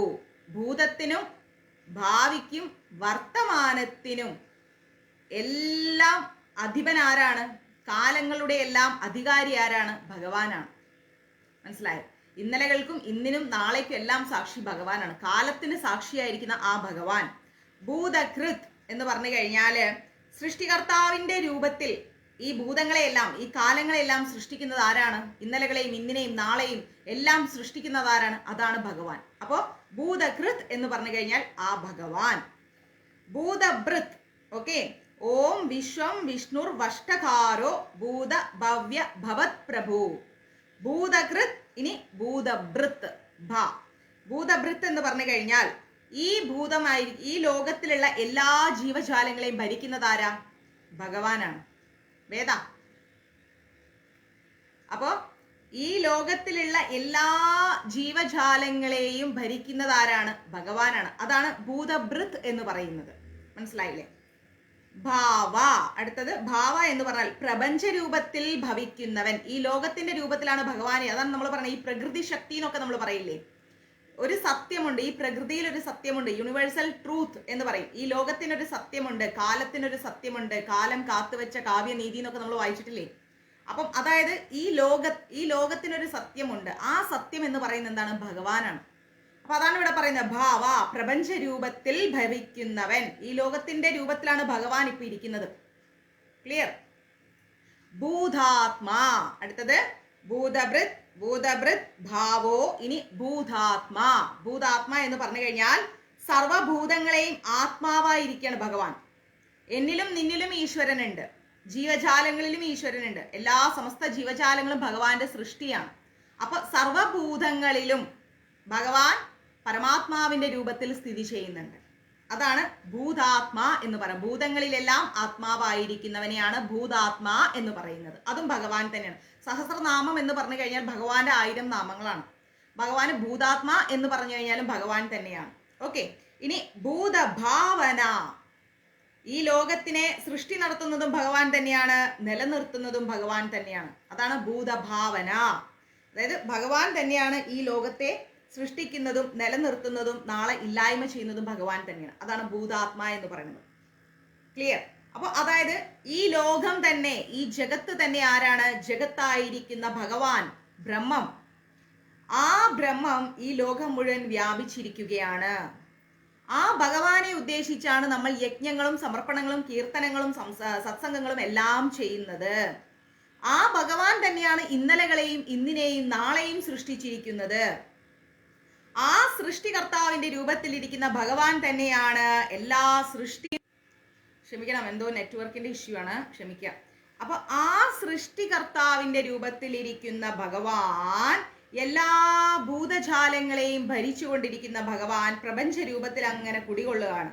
എന്നിട്ടോ എല്ലാ ഭൂതങ്ങളുടെയും ആത്മാവായിട്ട് ഭഗവാൻ ഇങ്ങനെ എല്ലാ ജീവജാലങ്ങളുടെ ഉള്ളിൽ പരമാത്മാവായിട്ട് ഇരിക്കുകയാണ്. മനസ്സിലായില്ലേ? അങ്ങനെയുള്ള ആ പരമാത്മാവായിരിക്കുന്ന ഭഗവാൻ എല്ലാ ഭൂതജാലങ്ങളെയും, അതായത് നമ്മുടെ ഈ ലോകത്തിലിരിക്കുന്ന സമസ്ത ഭൂതം എന്ന് പറഞ്ഞാൽ പ്രേതല്ല കേട്ടോ, നമ്മൾ ഈ ജീവജാലങ്ങളെയാണ് ഈ പറയുന്നത്. അപ്പൊ എല്ലാ ജീവാത്മാക്കളെയും, അത് ചെടിയാവട്ടെ, മാനാവട്ടെ, മയിലാവട്ടെ, മനുഷ്യനാവട്ടെ, കുരങ്ങാവട്ടെ, പട്ടിയാവട്ടെ, എന്തോ ആവട്ടെ, ജീവനുള്ള സമസ്ത ജീവജാലങ്ങളെയും സമൃദ്ധിയും പോഷണവും എല്ലാം നൽകി പരിപാലിക്കുന്നതുമായിരിക്കുന്ന ആ ഭഗവാൻ. മനസ്സിലായി? ആ ഭഗവാനാണ് അതെല്ലാം ചെയ്യുന്നത്. അതാണ് ഓം വിശ്വം വിഷ്ണുർവഷ്ടകാരോ ഭൂതഭവ്യ ഭവത് പ്രഭും. നമസ്തേ ഗുരുദേവ്. ഭൂതഭവ്യ ഭവത് പ്രഭു. ഭൂതകൃത് ഭൂതവൃത് ഭാവോ ഭൂതാത്മാ ഭൂതഭാവന എന്ന് പറയുന്നത്. അപ്പൊ ഭഗവാന്റെ 1000 നാമങ്ങളിൽ സഹസ്രനാമം തുടങ്ങുന്ന 2 ലൈൻസ് ആണ് നമ്മളിപ്പോ പഠിച്ചത്. ക്ലിയർ? ഇനി അടുത്തതോ പൂധാത്മാ. ഇതുവരെ നമ്മൾ ഭാ പഠിച്ചു, ഭരണിയുടെ ഭാ പഠിച്ചു. ഇപ്പൊ ഉള്ളത് പൂവാണ്, അതായത് പറവയുടെ പാ. പൂധാത്മാ പരമാത്മാ ച മുക്താനാം പരമാഗതി. പൂധാത്മാ പരമാത്മാ ച മുക്താനാം പരമാഗതി. അവ്യയ പുരുഷ സാക്ഷി. അവ്യയ പുരുഷ സാക്ഷി ക്ഷേത്രജ്ഞോ. അവ്യയ പുരുഷ സാക്ഷി ക്ഷേത്രജ്ഞോ ക്ഷര ഏവച. ക്ഷേത്രജ്ഞോ ക്ഷര ഏവച. അതാണ് അടുത്ത ലൈൻ, അടുത്ത 2 ലൈൻ. അതായത് കൂടെ വായിക്കാം. പൂതാത്മാ പരമാത്മാ ച മുക്താനാം പരമാഗതി. അവ്യയ പുരുഷ സാക്ഷി ക്ഷേത്രജ്ഞോ ക്ഷര ഏവച. ഓക്കെ, വായിക്കാൻ കിട്ടിയില്ലേ? അപ്പൊ ഇതിന്റെ അർത്ഥം എന്ന് പറഞ്ഞാൽ പൂതാത്മ എന്ന് പറഞ്ഞു കഴിഞ്ഞാല് പരിശുദ്ധമായിരിക്കുന്ന സ്വരൂപത്തോടു കൂടിയവൻ. ഭഗവാൻ പരിശുദ്ധമായിരിക്കുന്ന രൂപമാണ് ഭഗവാൻ, അല്ലെ? ആ പരിശുദ്ധമായിരിക്കുന്ന സ്വരൂപത്തോട് കൂടിയവൻ, അല്ലെങ്കിൽ പരിശുദ്ധനും ആത്മാവുമായിട്ട് നമ്മളിൽ ഇരിക്കുന്നവൻ. ഭഗവാൻ പരിശുദ്ധമായിരിക്കുന്ന പരമാത്മാവിന്റെ രൂപത്തിലാണ് നമ്മളിൽ സ്ഥിതി ചെയ്യുന്നത് എല്ലാ ജീവജാലങ്ങളിലും. അതുകൊണ്ട് ഒരിക്കലും നമ്മൾ എന്ത് ചെയ്യരുത്? ഒരു മനുഷ്യനെയും പോയിന്റ് ഔട്ട് ചെയ്ത് സംസാരിക്കരുത്, ഒരാളെയും വില കുറച്ച് കാണരുത്, ആരെയും അപമാനിക്കരുത്. റോട്ടിൽ കിടക്കണമാവട്ടെ, സിംഹാസനത്തിൽ ഇരിക്കുന്നവനാവട്ടെ, അവന്റെ ഉള്ളിലെല്ലാം ആരിയ്ക്കുന്നു? ഭഗവാൻ ഇരിക്കുന്നു. ഒരമ്മയ്ക്ക് 5 മക്കളുണ്ടെങ്കിൽ ആ മക്കളിൽ ചിലപ്പോൾ 3 പേര് നല്ല ജോലിയിലായിരിക്കും, ഒരാൾ ചിലപ്പോൾ ജോലി ഇല്ലാതെ വീട്ടിലിരിക്കുന്നുണ്ടാവും, ചിലപ്പോൾ ഒരാളോ അനാരോഗ്യനായി കിടപ്പായിരിക്കും. പക്ഷെ ആ അമ്മയെ സംബന്ധിച്ചിടത്തോളം 5 മക്കളും തുല്യരാണ്. ആ 5 മക്കളുടെ ആവശ്യങ്ങളും 5 മക്കളും ആ അമ്മയ്ക്ക് ഒരുപോലെയാണ്. അതേപോലെ ഭഗവാൻ ഒരിക്കലും നമ്മളുടെ അവസ്ഥകൾ നോക്കിയല്ല നമ്മളെ സ്നേഹിക്കുന്നത്. എന്താണ്? നമ്മളിലുള്ള നിഷ്കാമമായിരിക്കുന്ന ഭക്തിയാണ്. ഇനി ആ ഭക്തി ഇല്ലെങ്കിലോ ഭഗവാൻ നമ്മൾ ആ ഭക്തിയിലേക്ക് കൊണ്ടുപോകും. അതിന് ഓരോരോ പരീക്ഷണങ്ങളിലൂടെ നമ്മളിങ്ങനെ കൊണ്ടുപോകും ഭഗവാൻ. മനസ്സിലാണോ? പിന്നെ നമ്മൾ അനുഭവിക്കുന്ന ദുരിതം എന്ന് പറയുകയാണെങ്കിൽ നമ്മൾ അറിഞ്ഞു അറിയാതെയും ചെയ്തു വെച്ച കാര്യങ്ങൾ, 2 കാര്യങ്ങൾ. നമ്മൾ എന്ത് കാര്യം ചെയ്യാൻ പോകുമ്പോഴും മനസ്സിൽ നിന്ന് 2 ശക്തികൾ 2 രീതിയിൽ നമ്മളിൽ നിന്ന് സംസാരിക്കും. ഒന്ന് ചെയ്യുന്നത് തെറ്റാണെന്ന് അറിഞ്ഞുകൊണ്ട് തന്നെ അത് ചെയ്യേണ്ട, അത് ശരിയല്ല എന്ന് നമ്മൾ ഉള്ളിൽ പറയും. പക്ഷെ പ്രവൃത്തി എന്താണ്? അപ്പൊ ചെയ്താൽ എന്താ കുഴപ്പം എന്ന മനോഭാവത്തിലൂടെ നമ്മൾ ചെയ്യാൻ പോകും. അപ്പൊ ഈശ്വരൻ ഉള്ളിലിരുന്ന് നമ്മൾക്ക് ഇങ്ങനെ പറഞ്ഞുതരും, ചെയ്യാൻ പാടില്ല, ചെയ്യാൻ പാടില്ല, എന്നിട്ടും നമ്മുടെ അഹങ്കാരം കൊണ്ട് നമ്മൾ ചെയ്യും. മനസ്സിലായി? അങ്ങനെ ചെയ്യുന്ന പ്രവൃത്തികൾ പിന്നീട് കർമ്മയായിട്ട് നമ്മളെ ലൈഫിൽ റിഫ്ലക്ട് ചെയ്യും. ചെയ്ത പാപങ്ങളെല്ലാം നമ്മൾ അനുഭവിക്കേണ്ടി വരും. അപ്പോഴും ഈശ്വരൻ നമ്മളെ കൈവിടൂല. കാരണം എന്താ? ഭഗവാന് നമ്മുടെ കണ്ണീര് കണ്ടിരിക്കാൻ കഴിയില്ല. നിർമ്മല ഹൃദയനായിരിക്കുന്ന ആ ഭഗവാൻ എന്തെയും പോട്ടെ സാരമില്ല എന്ന അമ്മയുടെ ഒരു മനോഭാവത്തോടെ ഭഗവാൻ നമ്മളിലേക്ക് പ്രവേശിക്കും. നമ്മളെ ആരെങ്കിലും വഴി, ഏതെങ്കിലും വഴി നമ്മളെ രക്ഷയിലേക്ക് കൊണ്ടുപോകും. അങ്ങനെ നമ്മുടെ കർമ്മഫലം കുറച്ച് ഭഗവാൻ എന്തെയും പുനർജന്മങ്ങളിലൂടെ നമ്മളെ അദ്ദേഹത്തിലേക്ക് അടുപ്പിക്കും. അപ്പൊ അവിടെ പറയുന്നു, പരിശുദ്ധമായിരിക്കുന്ന സ്വരൂപത്തോടു കൂടിയ ആ ഭഗവാൻ, പരിശുദ്ധാത്മാവായിരിക്കുന്ന ആ ഭഗവാൻ നമ്മളില് എന്താണ്? പരമാത്മാവിന്റെ രൂപത്തിൽ കുടികൊള്ളുകയാണ്. അതാണ് പൂതാത്മാ എന്ന് പറയുന്നത്. ഇനിയോ പരമാത്മാ. അടുത്തത് പൂതാത്മാ പരമാത്മാ, അതായത് ശ്രേഷ്ഠമായിരിക്കുന്ന ആത്മാവായിരിക്കുന്ന പരമാത്മാവ്. ഭഗവാൻ ശ്രേഷ്ഠനാണ്, സമ്പൂർണനാണ്. നമ്മൾ ആരും സമ്പൂർണ്ണമല്ല. നമുക്കൊരു 5 കിലോമീറ്റർ ദൂരം നടക്കുന്ന കാര്യം ഇവിടെ ഇരുന്ന് നമുക്ക് അറിയാൻ പറ്റില്ല. മൊബൈൽ വേണ്ടവരും. മൊബൈലും ഇല്ല, ഒന്നുമില്ല, ആരും പറഞ്ഞു കേൾക്കുന്നില്ലെങ്കിൽ നമ്മൾക്ക് കാണാൻ പറ്റില്ല 5-10 കിലോമീറ്റർ ദൂരത്ത് എന്ത് സംഭവിക്കുന്നു എന്നുള്ളത് നമുക്ക് അറിയാനും കാണാനും പറ്റില്ല. അതിന്റെ അർത്ഥം എന്താണ്? നമ്മുടെ ഇന്ദ്രിയങ്ങൾ അപൂർണമാണ്. നമ്മളുടെ കണ്ണിന്റെ കാഴ്ചശക്തിക്ക് ഒരു പരിധിയുണ്ട്, ഇല്ലേ? നമ്മുടെ കേൾവി ശക്തിക്ക് ഒരു പരിധിയുണ്ട്. ഇപ്പൊ അമേരിക്കയിൽ എന്തൊക്കെ ശബ്ദം പോകണമെന്ന് നമുക്ക് അറിയാൻ പറ്റും. ഇവിടെ ഇരുന്നിട്ട് നമ്മുടെ കാതുകൊണ്ട് ഒരിക്കലും ഇല്ല. നമ്മളുടെ ഇന്ദ്രിയങ്ങൾക്ക് പരിമിതികളുണ്ട്. ഓക്കെ, അപ്പൊ ആ ഇന്ദ്രിയ പരിമിതികളുള്ള നമ്മൾ ഒരിക്കലും എന്തല്ല? സമ്പൂർണരല്ല. എത്ര വലിയ ഡോക്ടേഴ്സ് ആണെങ്കിലും അവസാനം ഒരു വാക്കുണ്ട്, എന്താണ്? ഇനിയെല്ലാം ഈശ്വര നിശ്ചയം. അപ്പൊ ഈ മനുഷ്യന്മാരായിരിക്കുന്ന വ്യക്തികളെല്ലാം ഒരു പരിധിയേ ഉള്ളൂ. അതിന്റെ അപ്പുറത്താണ് ഈശ്വരൻ എന്ന് പറയുന്ന സത്യം. അതുകൊണ്ട് ഭഗവാൻ എന്താണ്? ശ്രേഷ്ഠനാണ്, സമ്പൂർണനാണ്. ഭഗവാൻ മാത്രമാണ് പൂർണ്ണമായിരിക്കുന്നത്. അതാണ് പരമാത്മാ എന്ന് പറയുന്നത്. പിന്നെന്താ? മുക്താനാം പരമാഗതി. പൂതാത്മാ പരമാത്മാ ച മുക്താനാം പരമാഗതി. പരമാഗതി എന്ന് പറഞ്ഞു കഴിഞ്ഞാൽ മുക്തന്മാരായിട്ടിരിക്കുന്നവർക്ക് ശ്രേഷ്ഠമായിരിക്കുന്ന ഗതി നൽകുന്നത് ആരാണ്? ഭഗവാനാണ്. നമ്മളെല്ലാവരും ഇങ്ങനെ ഭഗവാനോട് അടുക്കാൻ വേണ്ടിയാണ് സത്സംഗങ്ങൾ ചെയ്തതും ജപിക്കുന്നതും വായിക്കുന്നതും ഏകാദശി എടുക്കുന്നതും ക്ഷമിക്കുന്നതും സഹിക്കുന്നതും എല്ലാം. അങ്ങനെ ചെയ്ത് നമ്മളിങ്ങനെ സ്വർണം തീയിൽ കിടന്നിട്ട് ഇങ്ങനെ പ്യൂരിഫൈ ആവുന്നത് പോലെ നമ്മൾ സ്വയം പ്യൂരിഫൈ ആയിക്കൊണ്ടിരിക്കുകയാണ്. എല്ലാവരും ചോദിക്കും, ഇത്രയും വ്രതം എടുത്തിട്ട് എന്താ കാര്യം? കഷ്ടപ്പാട് തീരുന്നുണ്ടോ? കഷ്ടപ്പാട് തീരാനല്ല എടുക്കുന്നത്. നമ്മളുടെ ആത്മാവും നമ്മുടെ ശരീരവും ഏതൊക്കെയോ ജന്മങ്ങളിൽ കുറെ ദുരിതങ്ങൾ ചെയ്തു. ആ ദുരിതങ്ങളിൽ നിന്നെല്ലാം മോചനത്തിനായിട്ട് നമ്മളിങ്ങനെ സ്വയം പ്യൂരിഫൈ ചെയ്തുകൊണ്ടിരിക്കുകയാണ്, നമ്മളെ തന്നെ ക്ലിയർ ചെയ്തുകൊണ്ടിരിക്കുകയാണ്. അതാണ് ഈ വ്രതാനുഷ്ഠാനങ്ങൾ എന്ന് പറയുന്നത്. അതുപോലെ നാമജപങ്ങൾ, ദാനധർമാദികൾ, ഇങ്ങനെ സത്കർമ്മങ്ങളെല്ലാം നമ്മൾ അനുഷ്ഠിക്കും തോറും നമ്മൾക്ക് എന്താണ്? ഈ ജന്മത്തിൽ ഒരു ക്ഷേത്രം പണിയാൻ നമ്മളെ കൊണ്ട് 1 രൂപ ചെലവാക്കാൻ സാധിച്ചാൽ അതിനേക്കാൾ വലിയൊരു സത്യമില്ല. കാരണം എന്താ? അനേക കോടി ജന്മാന്തരങ്ങളിലൂടെ വരാനിരിക്കുന്ന ഒരുപാട് തലമുറകൾക്ക് ആ ക്ഷേത്രം അവരെ ആ ആത്മാക്കളെ സത്യത്തിന്റെയും ധർമ്മത്തിന്റെയും പാതയിലേക്ക് കൊണ്ടുപോകും. അങ്ങനെ കൊണ്ടുപോകാനുള്ള ഒരു വഴിയിൽ നമ്മൾ ഒരു രൂപ നിക്ഷേപിക്കുകയാണെങ്കിൽ അതിനോളം പവിത്രത വേറെ ഇല്ല. മനസ്സിലായില്ലേ? 10 പേരുടെ വിശപ്പകറ്റാൻ നമ്മളൊരു കാരണമാവുന്നുണ്ടെങ്കിൽ അതിനോളം പവിത്രത വേറെ ഇല്ല. അപ്പൊ ഇങ്ങനെ സത്കർമ്മങ്ങളിലൂടെ നമ്മൾ നമ്മളെ സ്വയം പ്യൂരിഫൈ ചെയ്തിട്ട് നമ്മൾ എന്താവും? മുക്തരായി മാറും. അങ്ങനെ മുക്തരായി മാറുന്ന ശ്രേഷ്ഠമായിരിക്കുന്ന ആൾക്കാർക്ക് ഭഗവാൻ എന്താണ്? ഗതി നൽകും. മനസ്സിലായില്ലേ? ഭഗവാൻ നമ്മൾക്ക് ഗതി നൽകും. ഇനി എന്താ? പൂതാത്മാ പരമാത്മാ ച മുക്താനാം പരമാഗതി. അതുവരെ നമ്മൾ പഠിച്ചു അല്ലെ? ഇനി അവ്യയ പുരുഷ സാക്ഷി. അവ്യയ പുരുഷ സാക്ഷി. അവ്യയ എന്ന് പറഞ്ഞാൽ എന്താണ്? നാശമോ വികാരമോ ഇല്ലാത്തവൻ. നമ്മളൊക്കെ ഒന്ന് പറഞ്ഞ് രണ്ടാമത്തേന് ദേഷ്യപ്പെടും. എന്തൊക്കെ പറഞ്ഞാലും കുറച്ചൊരു ദേഷ്യം വരും. ഇനി നമ്മൾ എന്തൊക്കെ പറഞ്ഞ് നമ്മളിങ്ങനെ മസിൽ പിടിച്ചിരുന്ന ക്ഷമയുടെ നെല്ലിപ്പല കണ്ടാലും ശരി, ഒരു സമയം കഴിഞ്ഞാൽ ഉറപ്പായിട്ടും കിടന്നുറങ്ങുന്ന ഭർത്താവിനെ ഞോണ്ടി വിളിച്ചിട്ട് നമ്മൾ അവരോട് കുറ്റം പറയും. ഇല്ലെങ്കിൽ എന്നെ ഇത്രയും ടെൻഷനായിട്ട് നിങ്ങൾ കിടന്നുറങ്ങുന്നു എന്ന് പറയും. ഒരു പരിധി കഴിഞ്ഞാൽ എല്ലാവരും ചെയ്യുന്നതാണ്. ഇനി അതും അല്ലെങ്കിൽ മക്കളോട് ദേഷ്യപ്പെടും. ഇനി ഒന്നുമില്ലെങ്കിലോ നമ്മൾ കുറെ കോമഡി കണ്ട് ചിരിക്കും അല്ലെ? അങ്ങനെ ഇങ്ങനെ എന്തായാലും വികാരങ്ങൾ നമുക്കുണ്ട്. ഭഗവാനാണോ? എല്ലാ വികാരങ്ങളെയും നിയന്ത്രിക്കുന്ന വ്യക്തിയാണ് ഭഗവാൻ. ഭഗവാന് സങ്കടമില്ല, ദേഷ്യമില്ല, വെറുപ്പില്ല, വാശിയില്ല, വിദ്വേഷമില്ല, അസൂയയില്ല, ഒന്നുമില്ല. ഭഗവാൻ എന്താണ്? അവ്യയ. വികാരങ്ങളെയെല്ലാം നിയന്ത്രിച്ച്, വികാരങ്ങളെല്ലാം ഭഗവാന്റെ കാൽക്കടിയിലാണ്. നാശമില്ലാതെ തുടരുകയാണ് ഭഗവാൻ. ഭഗവാൻ ഒരിക്കലും നാശമില്ല. അച്യുതൻ. അച്യുതൻ ആരാണ്? ഭഗവാൻ. ഭഗവാന്റെ വേറൊരു പേര് അച്യുതൻ. അച്യുതൻ എന്ന് പറഞ്ഞാൽ എന്താ? ചുതിയില്ലാത്തവൻ. ചുതി എന്ന് പറഞ്ഞാൽ നാശം. അപ്പൊ നാശമില്ലാത്തവൻ, അതാണ് അവ്യയ എന്ന് പറയുന്നത്. അവ്യയ പുരുഷ സാക്ഷി. പുരുഷ എന്ന് പറഞ്ഞാൽ പുരത്തിൽ, അതായത് ശരീരത്തിൽ ശയിക്കുന്നവൻ അഥവാ ജീവാത്മാവായിരിക്കുന്നവൻ. നമ്മളുടെ ഉള്ളിലെല്ലാം ഭഗവാനുണ്ട്. പരമാത്മാവിന്റെ രൂപത്തിൽ ഭഗവാൻ ഇരിക്കുന്നുണ്ട്. നമ്മൾ ആത്മാവും പരമാത്മാവും കൂടിയാണ് അല്ലെ? ആത്മാവും ഉണ്ട്, പരമാത്മാവും ഉണ്ട്. പരമാത്മാവും ആത്മാവും സംയോജിക്കുമ്പോഴേ നമുക്ക് എന്താണ്? ഒരു ജീവൻ ലഭിക്കൂ. ക്ഷമിക്കൂട്ടോ, നെറ്റ് കട്ടാവുന്നതാണ്. അപ്പൊ ആത്മാവും പോയി പരമാത്മാവും പോയി കഴിഞ്ഞാൽ എന്തായി? നമ്മൾ ശവമായി. അപ്പൊ ഇവിടെ പറയുന്നു പുരത്തിൽ, അതായത് പുരം എന്ന് പറഞ്ഞാൽ ശരീരം. ആ ശരീരത്തിൽ ജീവാത്മാവായി ശയിക്കുന്നത് ആരാണ്? ഭഗവാനാണ്. അതാണ് പറയുന്നത് പുരുഷ എന്ന് പറയുന്നത്. ശയിക്കുന്നവൻ, പുരൻ. പുരു എന്ന് പറഞ്ഞാൽ ശരീരം. ഇനിയോ പുരുഷ സാക്ഷി എന്ന് പറയുന്നുണ്ട്. സാക്ഷി എന്ന് പറഞ്ഞാൽ ഭഗവാന്റെ ദിവ്യജ്ഞാന ദൃഷ്ടിയാൽ വീട് 4 ഡോർ ഉണ്ടെങ്കിൽ 4 ഡോറും ക്ലോസ് ചെയ്തിട്ട് ഈ വീട്ടിന്റെ അകത്തിരുന്ന് ഒറ്റയ്ക്ക് ഒരു കാര്യം ചെയ്താലും ഇത് ആരും അറിയുന്നില്ല എന്ന് വിചാരിക്കണ്ട. ഭഗവാൻ അറിയുന്നുണ്ട്. ഇനി എല്ലാം പോട്ടെ, ഹൃദയത്തിൽ എന്ത് വേണമെങ്കിലും ചിന്തിച്ചോ, അത് എന്റെ ഹൃദയത്തിൽ മാത്രമേ ഉള്ളൂ എന്ന് മനസ്സിൽ വിചാരിക്കണ്ട. ഭഗവാൻ അറിയുന്നുണ്ട്. അതുകൊണ്ടാണ് പറയുന്നത് സാക്ഷി. എല്ലാത്തിനും സാക്ഷിയായിട്ടുള്ളവൻ ഭഗവാനാണ്. തന്റെ ദിവ്യജ്ഞാന ദൃഷ്ടിയാൽ എല്ലാം കാണുന്നവൻ. അതുകൊണ്ടാണ് പറയുന്നത് പുരുഷ സാക്ഷി. പുരുഷൻ, പുരു എന്ന് പറഞ്ഞു കഴിഞ്ഞാൽ ശരീരമാകുന്ന നമ്മുടെ ഈ ശരീരത്തിൽ പരമാത്മാവിന്റെ രൂപത്തിൽ ഇരുന്നു കൊണ്ട് എല്ലാത്തിനും സാക്ഷിയായിരിക്കുന്നവനെയാണ് ഭഗവാൻ എന്ന് വിളിക്കുന്നത്. മനസ്സിലായില്ലേ? ക്ഷേത്രജ്ഞ എന്ന് പറഞ്ഞാൽ ക്ഷേത്രത്തെ, അതായത് ശരീരത്തെ അറിയുന്നവൻ. നമ്മുടെ ശരീരം, നമ്മുടെ കൈ, നമ്മുടെ കാല് എന്ന് പറഞ്ഞിട്ട് കാര്യമില്ല. ഇതെല്ലാം സൃഷ്ടിച്ചിരിക്കുന്നത് ആരാണ്? ഭഗവാനാണ്.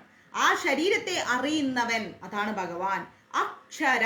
അക്ഷര എന്ന് പറഞ്ഞാൽ നാശം, നാശമില്ലാത്തവൻ. ക്ഷരം എന്ന് പറഞ്ഞാൽ നാശം. ഇവിടെ അക്ഷര എന്ന് പറയുന്നു. ക്ഷരം നാശമാണെങ്കിൽ അക്ഷര എന്ന് പറഞ്ഞാൽ നാശമില്ലാത്തവൻ, അതാണ് ഭഗവാൻ. അപ്പോ പരിശുദ്ധമായിരിക്കുന്ന സ്വരൂപത്തോടു കൂടിയിരിക്കുന്ന, പരിശുദ്ധമായിരിക്കുന്ന ആത്മാവായിരിക്കുന്ന, ശ്രേഷ്ഠമായിരിക്കുന്ന ആത്മാവോട് കൂടിയിരിക്കുന്ന ആ പരമാത്മാവായിരിക്കുന്ന ഭഗവാൻ നമ്മള് നല്ല നല്ല കാര്യങ്ങൾ ചെയ്യുമ്പോൾ നമ്മൾക്ക് മുക്തി ലഭിക്കുന്നു. ആ മുക്തി ലഭിക്കുന്ന നമ്മൾക്ക് എന്താണ് ചെയ്യുന്നത്? ഭഗവാൻ മോക്ഷം നൽകുന്നുണ്ട്. ആ ഭഗവാന് നാശമില്ല, വികാരമില്ല. ആ നാശവും വികാരവും ഇല്ലാത്ത ഭഗവാൻ, പുരം എന്ന് പറഞ്ഞാൽ ശരീരം, ആ ശരീരത്തിൽ ജീവാത്മാവിന്റെ രൂപത്തിൽ സ്ഥിതി ചെയ്യുന്നു. സ്ഥിതി ചെയ്തുകൊണ്ട് ശരീരത്തെ അറിഞ്ഞുകൊണ്ട് ഭഗവാൻ എന്ത് ചെയ്യുന്നു? ദിവ്യജ്ഞാന ദൃഷ്ടിയാൽ എല്ലാ കാര്യങ്ങളും മനസ്സിലാക്കിക്കൊണ്ട് ഭഗവാൻ നാശമില്ലാതെ തുടരുകയാണ്. അതാണ് പൂതാത്മാ പരമാത്മാ ച മുക്താനാം പരമാഗതി അവ്യയ പുരുഷ സാക്ഷി ക്ഷേത്രജ്ഞോക്ഷര ഏവച. അതാണ് അതിന്റെ അർത്ഥം. ഓക്കെ, അതാണ് അതിന്റെ അർത്ഥം. ക്ലിയർ?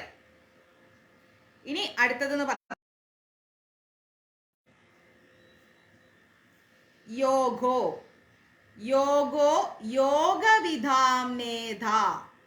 യോഗോ യോഗവിധാംനേധ പ്രധാന പുരുഷേശ്വര. യോഗോ യോഗവിധാം നേതാ പ്രധാന പുരുഷേശ്വര നാരസിംഹവപു ശ്രീമാൻ കേശവ പുരുഷോത്തമ. ക്ലിയർ? യോഗോ യോഗവിധാം നേതാ പ്രധാന പുരുഷേശ്വര നാരസിംഹവപു ശ്രീമാൻ കേശവ പുരുഷോത്തമ എന്ന് പറഞ്ഞാല് യോഗ എന്ന് പറഞ്ഞു കഴിഞ്ഞാൽ എന്താ? മനസ്സിനെയും ഇന്ദ്രിയങ്ങളെയെല്ലാം അടക്കിക്കൊണ്ട്, നമ്മുടെ മനസ്സിനെയും നമ്മുടെ ഇന്ദ്രിയങ്ങളെല്ലാം അടക്കിക്കൊണ്ട് ജീവാത്മാവും പരമാത്മാവുമായിരിക്കുന്ന ഒരു ഐക്യമുണ്ട് ഇല്ലേ? ജീവാത്മാവ് വടക്കും പരമാത്മാവ് തെക്കും പോലെയല്ല. ജീവാത്മാവും പരമാത്മാവും ഐക്യത്തോടു കൂടിയാണ് നമ്മുടെ ശരീരത്തിൽ സ്ഥിതി ചെയ്യുന്നത്. ആ ഐക്യതയാണ് നമ്മൾക്ക് നല്ലത് ഏത് ചീത്ത ഏത് എന്ന് ഉള്ളിൽ നിന്ന് ഇങ്ങനെ നമ്മളോട് ആരോ സംസാരിക്കുന്നത് പോലെ സംസാരിച്ചു കൊണ്ടിരിക്കുന്നത്. ക്ലിയർ? അപ്പോ അങ്ങനെയിരിക്കുന്ന ആ ഐക്യഭാവത്തെ പ്രാപിക്കുന്നതിനെയാണ് നമ്മൾ യോഗം എന്ന് പറയുന്നത്. ഓക്കെ, മനസ്സിനെയും ജ്ഞാനേന്ദ്രിയങ്ങളെയും മനസ്സിനെയും ഇന്ദ്രിയങ്ങളെയും എല്ലാം അടക്കി ജീവാത്മാവും പരമാത്മാവുമായിട്ട് സംയോഗം ചെയ്തിട്ട് നമ്മളുടെ ഉള്ളിൽ ഇങ്ങനെ ഇരിക്കുകയാണ്. അതിനെയാണ് യോഗം എന്ന് പറയുന്നത്. ഇങ്ങനെയുള്ള യോഗം കൊണ്ട് നമ്മൾക്ക് എന്താ ലഭിക്കുന്നത്? പ്രാപിക്കപ്പെടുകയാണെങ്കിൽ ഈ യോഗത്തിൽ ഈ ജീവാത്മാവും പരമാത്മാവും ഒന്നായിരിക്കുന്ന നമ്മുടെ ഇന്ദ്രിയങ്ങളെല്ലാം അടക്കിക്കൊണ്ട് മനസ്സിനെയെല്ലാം അടക്കിക്കൊണ്ട് ഈ യോഗത്തിൽ ഇരിക്കുന്ന ആ ഭഗവാനെ നമ്മൾ പ്രാപിക്കുകയാണെങ്കിൽ നമുക്ക് എന്താ വരുന്നത്? ശാന്തിയും സമാധാനവും ലഭിക്കും. ഇവിടെ മനസ്സും നിയന്ത്രിക്കുന്നില്ല, ഇന്ദ്രിയങ്ങളെ നിയന്ത്രിക്കുന്നില്ല, കണ്ടതും കേട്ടതെല്ലാം വാരി വലിച്ച് തിന്നണം. അയ്യോ, വെജിറ്റേറിയൻ ആവാൻ നടക്കൂല, ഒരു മീനെങ്കിലും വേണം, ഒരു ഉണക്കമീനെങ്കിലും വേണം, ഒരു ചിക്കൻ വേണം. ഇങ്ങനെ ഇന്ദ്രിയങ്ങളെ നിയന്ത്രിക്കാൻ പറ്റാത്ത അവസ്ഥ. മാതാജി ക്ലാസ് പറഞ്ഞിട്ടുണ്ട് വല്ലവന്റെ കാര്യം അന്വേഷിക്കരുതെന്ന്. അതുകൊണ്ട് ഞാൻ ഇനി ആരെ കാര്യത്തിലും തലയിടണില്ല എന്നും പറഞ്ഞ് റൂം അടച്ചിട്ട് ഇരുന്നാലും തൊട്ടപ്പുറത്ത് ഒരു കോളിംഗ് ബെല്ല് കേട്ടാൽ മതി, ആരോ വന്നിട്ടുണ്ട് അപ്പുറത്ത്. സ്വന്തം വീട്ടിൽ വന്ന ആരാന്ന് പോയി നോക്കിക്കേ. എന്നാൽ അപ്പുറത്തെ വീട്ടിൽ ഒരു ബെല്ലടിച്ചാലോ, അവിടെ ആരോ വന്നിട്ടുണ്ട്, ആരാ അത്, അവരേത് വണ്ടിയിലാ വന്നത്, എന്തിനാ വന്നത്? ഇതാണ് അവസ്ഥ. മനസ്സിലായില്ലേ? അപ്പുറത്തെ കാര്യങ്ങൾ അന്വേഷിക്കാൻ ഭയങ്കര ധൃതിയാ. അത് ഈ പവർ കട്ടിന്റെ സമയത്ത് അറിയാലോ നമുക്ക്. നമ്മളെ വീട്ടിൽ കറണ്ട് പോയാൽ ആദ്യം നോക്കില്ല അപ്പുറത്തെ വീട്ടിൽ അവിടെ കറണ്ട് ഉണ്ടോ നോക്കാം. അപ്പൊ അതേപോലെ നമുക്ക് അറിയേണ്ടത് മറ്റുള്ളവരുടെ കാര്യങ്ങൾ. സ്വന്തം കുടുംബത്തില് സ്വന്തം ജീവിതത്തിൽ എന്തെല്ലാം കാര്യങ്ങളുണ്ട്, പ്രശ്നങ്ങളുണ്ട്, ഇതെങ്ങനെ ദൂരീകരിക്കും, ഇതല്ല ചിന്ത. അതാണ് എന്താ പറയണത്, നമ്മുടെ ഇന്ദ്രിയങ്ങളെ നമ്മൾ അടക്കണം. നമുക്ക് മറ്റുള്ളവരുടെ കാര്യം അറിയാൻ ഒരു താല്പര്യമില്ല, പറയാനും താല്പര്യമില്ല. എന്തിനാത്? നമുക്ക് നമ്മുടെ കാര്യം നോക്കിയാൽ പോരെ. ഇഷ്ടം പോലെ പ്രശ്നങ്ങൾ നമ്മുടെ ലൈഫിലുണ്ടല്ലോ. എന്തെല്ലാം പ്രശ്നങ്ങളുണ്ട് നമ്മുടെ ലൈഫിൽ. ഒരു ബ്ലഡ് റിസൾട്ട് ചെയ്താൽ മതി, ജീവിതത്തിലെ പ്രശ്നങ്ങളെക്കാൾ കൂടുതൽ ശരീരത്തിനുള്ളിലുണ്ടാവും. അതുപോലും ചിന്തിക്കാതെ വല്ലവന്റെ കാര്യം അന്വേഷിച്ച് എന്തിനു നടക്കണേ? തൊട്ടപ്പുറത്തെ വീടോ അല്ലെങ്കിൽ 4 വീടിന്റെ അപ്പുറത്തുള്ള പെണ്ണിന് ക്യാൻസർ ആണെങ്കിൽ അതൊരു 10 പേരോട് പറഞ്ഞാൽ സന്തോഷമാണ്. പക്ഷെ ആ വന്നിരിക്കുന്ന ആ വ്യക്തിയുടെ മാനസികാവസ്ഥയെ നമ്മൾ മനസ്സിലാക്കേണ്ടതുണ്ട്. നാളെ നമുക്ക് വരില്ല എന്ന് ഉറപ്പില്ലല്ലോ. അപ്പൊ ഇന്ദ്രിയങ്ങളെ ആദ്യം അടക്കുക. ഏതാ ഇന്ദ്രിയങ്ങള്?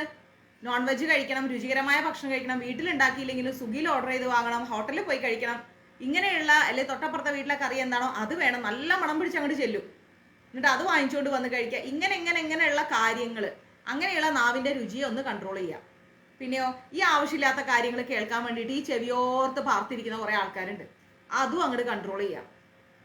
നാവിന്റെ രുചി മാത്രമല്ല, നാവ് കൊണ്ട് മറ്റുള്ളവരെ ജീവിതത്തിൽ ഉണ്ടാക്കുന്ന പ്രശ്നങ്ങളെ അങ്ങോട്ട് കൺട്രോൾ ചെയ്ത് വെക്കുക. മനസ്സിലായില്ലേ? ഇങ്ങനെയുള്ള ഇന്ദ്രിയങ്ങളെ വികാരങ്ങളെ നിയന്ത്രിച്ചുകൊണ്ട് മനസ്സിനെ നിയന്ത്രിക്കുക. എന്തെങ്കിലും ഒരു കുഞ്ഞു കാര്യം കിട്ടിയാൽ മതി, പിന്നെ അതങ്ങോട്ട് ചിന്തിച്ചങ്ങോട്ട് വഷളാക്കി, എന്താ പറയാ, തൃശ്ശൂർ പൂരത്തിന് വെടിക്കെട്ട് തുടങ്ങിയ പോലെയാ. ചിന്തകൾ ഇങ്ങനെ പോവാ, എവിടെയോ പോവാ, എന്തൊക്കെയോ. അവസാനം ഒരു എന്താ പറയാ, പത്മരാജൻ സാറും ലോഹിത സാറും ഒക്കെ മാറിക്കുന്ന രീതിയിലുള്ള ഒരു സ്ക്രിപ്റ്റ് തന്നെ ഉണ്ടാക്കിയെടുക്കും. മനസ്സുകൊണ്ട് സ്വയം അങ്ങോട്ട് കഥ എഴുതുന്ന സ്ക്രിപ്റ്റ് റൈറ്റേഴ്സ് മലയാള സിനിമയുടെ സുവർണ കാലഘട്ടത്തെ വെല്ലുന്ന തിരക്കഥകളായിരിക്കും എഴുതി കൂട്ടുന്നത്. ഇതൊന്നും വേണ്ട. ശാന്തിയും സമാധാനവും കൊണ്ടുവരിക ജീവിതത്തിൽ. മനസ്സിനെ അങ്ങോട്ട് നിയന്ത്രിക്കുക, സ്വസ്ഥമാവുക, സ്വയം ഇരുന്ന് ചിന്തിക്കുക. അവനവനുള്ള കുറവുകൾ അറിയാലോ, ഇഷ്ടം പോലെ കുറവുകൾ നമുക്ക് എല്ലാവർക്കും ഉണ്ട്. ഞാനും അടക്കമുള്ള വ്യക്തികൾക്ക് എന്തുമാത്രം കുറവുകളുണ്ട് അത് ആദ്യം മനസ്സിലാക്കുക. അങ്ങനെ മനസ്സിനെ സ്വയം നിയന്ത്രിച്ചുകൊണ്ട് നമ്മൾ എന്ത് ചെയ്യുക? ജീവാത്മാവും പരമാത്മാവും കൂടി സംയോഗം ചെയ്തിരിക്കുന്ന ഭഗവാൻ എന്ന് പറയുന്ന സത്യത്തിലേക്ക് നമ്മുടെ മനസ്സിനെ കൊണ്ടുചെന്ന് എത്തിക്കുക. അപ്പൊ നമുക്ക് ശാന്തിയും സമാധാനവും തനിയെ വരും. അല്ലാണ്ട് നമ്മൾ കുറെ മൊബൈൽ എടുത്ത് റീൽസ് കണ്ടിട്ടോ മറ്റുള്ളവരെല്ലാം സുഖമായിരിക്കുന്നത് എനിക്ക് സമാധാനമില്ല, എനിക്ക് സമാധാനമില്ല. ഈ സമാധാനം റേഷൻ കടയിൽ വാങ്ങാൻ കിട്ടുന്ന സാധനമല്ല, സ്വയം ഉണ്ടാക്കിയെടുക്കേണ്ടതാണ്. അത് സ്വയം ഉണ്ടാക്കിയെടുക്കുക. ഷുഗർ ഉണ്ടോ, പ്രഷർ ഉണ്ടോ, കൊളസ്ട്രോൾ ഉണ്ടോ, കുട്ടികൾ നല്ല രീതിയിൽ നോക്കുന്നില്ലേ, ഹസ്ബൻഡ് നോക്കുന്നില്ലേ, സ്നേഹിക്കുന്നില്ലേ, കുടുംബത്ത് പ്രശ്നങ്ങളാണോ, പൈസ ഇല്ലേ, വീടില്ലേ, ഇഷ്ടം പോലെ ദുരിതങ്ങൾ, ഇതൊക്കെ എല്ലാവരും അനുഭവിക്കുന്നതാണ്. കുറെ തെറിവിളി കേൾക്കേണ്ടി വരുന്നോ? അയ്യോ ഒരു കുഴപ്പമില്ലെന്നേ, പറയുന്നവര് പറയട്ട്, നമുക്ക് എന്ത് ചെയ്യാൻ പറ്റും? ആ മനോഭാവത്തോടു കൂടി ശാന്തിയോടെ സമാധാനത്തോടെ ഇന്ന് മനസ്സിനെ അങ്ങോട്ട് കൺട്രോൾ ചെയ്യാം. അപ്പൊ തന്നെ സമാധാനം ജീവിതത്തിൽ വരും. മനസ്സിലായില്ലേ? എല്ലാത്തിനോടും പ്രതികരിച്ചിട്ട് ജീവിക്കാന്ന് പറഞ്ഞാൽ നടക്കുന്ന കാര്യമല്ല. അപ്പോൾ യോഗ എന്ന് പറഞ്ഞാൽ മനസ്സിനെയും ഇന്ദ്രിയങ്ങളെയും എല്ലാം നമ്മൾ അങ്ങ് നിയന്ത്രിച്ചിട്ട് ഭഗവാനോട് കൂടി സംയോഗം ചെയ്ത് ജീവിക്കാൻ ശ്രമിക്കുക. അങ്ങനെ ഉള്ള ആ ഭഗവാനെ നമുക്ക് നമസ്കരിക്കാൻ പഠിക്കണം. മനസ്സിലായോ? യോഗവിധാം നേധ. യോഗവിധാം നേധ എന്ന് പറഞ്ഞാൽ യോഗത്തെ അറിഞ്ഞു ശീലിക്കുന്നവരുടെ നേതാവാണ് ഭഗവാൻ. ആ യോഗം നമ്മളാണ് പ്രാക്ടീസ് ചെയ്യേണ്ടത്, ഭഗവാനല്ല കേട്ടോ. ആ യോഗം നമ്മൾ പ്രാക്ടീസ് ചെയ്യാം.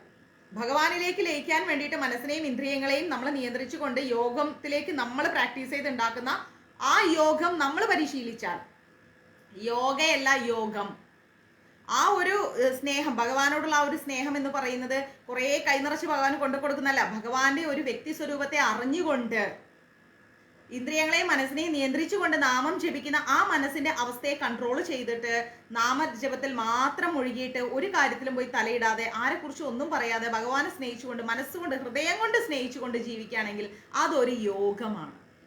ആ യോഗത്തെ പരിശീലിക്കുന്നവരുടെ നേതാവാണ് ആര്? ഭഗവാൻ കൃഷ്ണൻ.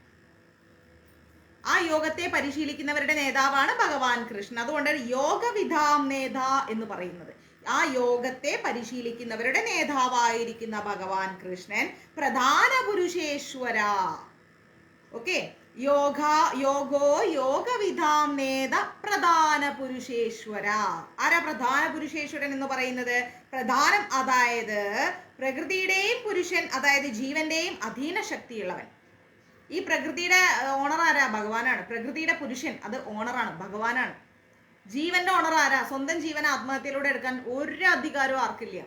നിങ്ങൾ ചോദിച്ചിട്ടാണോ ഈ ജീവൻ ഭഗവാൻ നിങ്ങൾക്ക് തന്നത്? അല്ല. ആവശ്യപ്പെട്ടോ നിങ്ങൾ ഭഗവാനെ എനിക്ക് ഇങ്ങനെ ഒരാളായിട്ട് ജനിക്കണോട്ടോ? ഇല്ല. ഭഗവാന്റെ തീരുമാനം, നമ്മുടെ പ്രവൃത്തികൾ, നമ്മുടെ ചെയ്തികൾക്കനുസരിച്ച് ഭഗവാന്റെ തീരുമാനത്തിലാണ് നമുക്ക് ഈ ജീവൻ ലഭിച്ചിരിക്കുന്നത്. അത് ഭഗവാൻ എടുക്കുന്ന സമയം അദ്ദേഹം എടുത്തോളൂ. നമ്മളാരും ആത്മഹത്യ ചെയ്ത് എടുപ്പിക്കണം. ആത്മഹത്യ ചെയ്താൽ എന്താ സംഭവിക്കുക?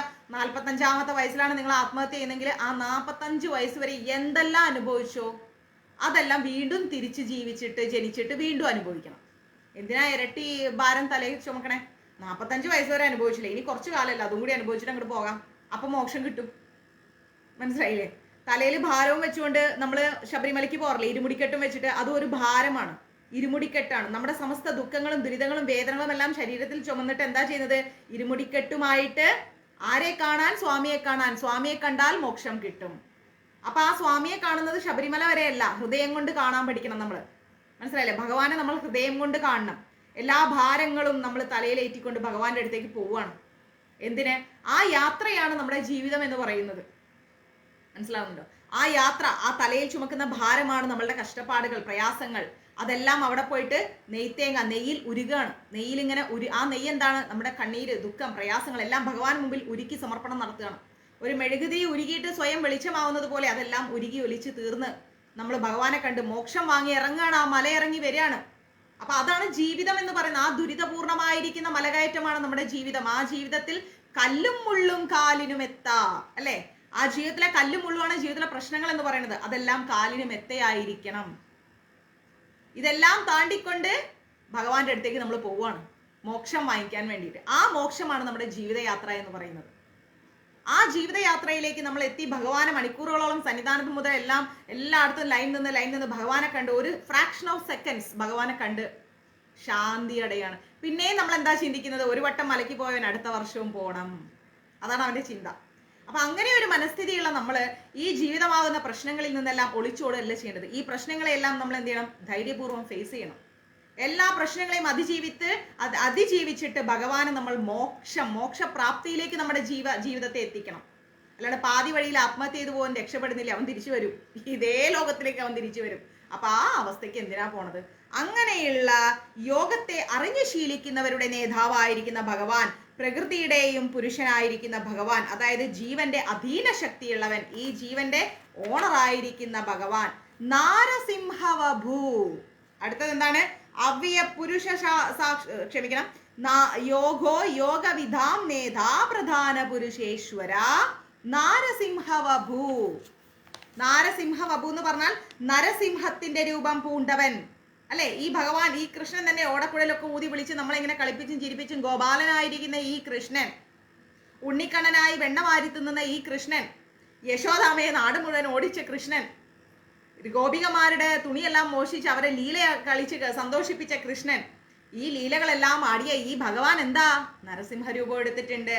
നാരസിംഹ ബഭു, നരസിംഹത്തിന്റെ മൃഗമല്ല, നരനല്ല, നരിയല്ലാത്ത രൂപം ഭഗവാൻ എടുത്തിട്ടുണ്ട്. ആ നരസിംഹത്തിന്റെ രൂപമെടുത്ത ഭഗവാൻ ശ്രീമാൻ, അടുത്തെന്താണ്? നാരസിംഹ ബഭു ശ്രീമാൻ കേശവ പുരുഷോത്തമ. ശ്രീമാൻ, ശ്രീ ഭഗവതിയുടെ വാസസ്ഥാനമായവൻ. ഭഗവതി എവിടെയാണുള്ളത്? ഭഗവാന്റെ വക്ഷസ്ഥാനത്ത്, അല്ലെ? ശ്രീ ലക്ഷ്മി എവിടെയാ ഇരിക്കുന്നത്? ഭഗവാന്റെ വക്ഷസ്ഥാനത്ത്. അതാണ് ശ്രീമാൻ, ശ്രീ ഭഗവതിയുടെ വാസസ്ഥാനമായവൻ. കേശവൻ, കേശവൻ എന്ന് പറഞ്ഞാൽ സുന്ദരമായ കേശത്തോട് കൂടിയവൻ. കേശം എന്ന് പറഞ്ഞാൽ മുടി. ഭഗവാന്റെ മുടി ഭയങ്കര ഭംഗിയാണ്, സുന്ദരമായ കേശത്തോട് കൂടിയവൻ. ബ്രഹ്മവിഷ്ണു മഹേശ്വരന്മാർ ആരുടെ അധീനതയിലിരിക്കുന്നുവോ അവൻ കേശി എന്ന അസുരനെ കൊന്നവനാണ്. ഭഗവാനെ കേശവൻ എന്ന് വിളിക്കുന്നത് സുന്ദരമായ കേശത്തോട് കൂടിയവനാണ്.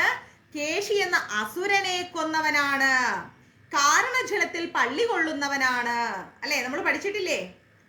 ക്ലാസ് എടുക്കുന്ന ആദ്യകാലങ്ങളിൽ ഞാൻ പഠിപ്പിച്ചിട്ടുണ്ടായിരുന്നു. അതിലെന്താ പറഞ്ഞത്? എന്താ പഠിപ്പിച്ചത്? കാരണോദകശായിയായ ഭഗവാൻ, ക്ഷീരോദകശായിയായ ഭഗവാൻ. പഠിച്ചിട്ടില്ലേ? അത് ഓർമ്മയില്ലേ? ആർക്കും ഓർമ്മയുണ്ട്? എനിക്ക് അറിഞ്ഞൂടാ. അപ്പൊ എന്തായാലും അത് പിന്നീട് വീണ്ടും എടുത്തുതരാം. കാരണജലത്തിൽ ക്ഷയിക്കുന്ന ഭഗവാൻ, ആ ഭഗവാനെയാണ് നമ്മൾ കേശവൻ എന്ന് പറയുന്നത്. ഗർഭോദകശായിയായ ഭഗവാൻ, കാരണോദകശായിയായ ഭഗവാൻ, ക്ഷീരോദകശായിയായ ഭഗവാൻ. ഭഗവാൻ 3 രീതിയിൽ വന്ന് വസിക്കുന്നുണ്ട്, അല്ലെ?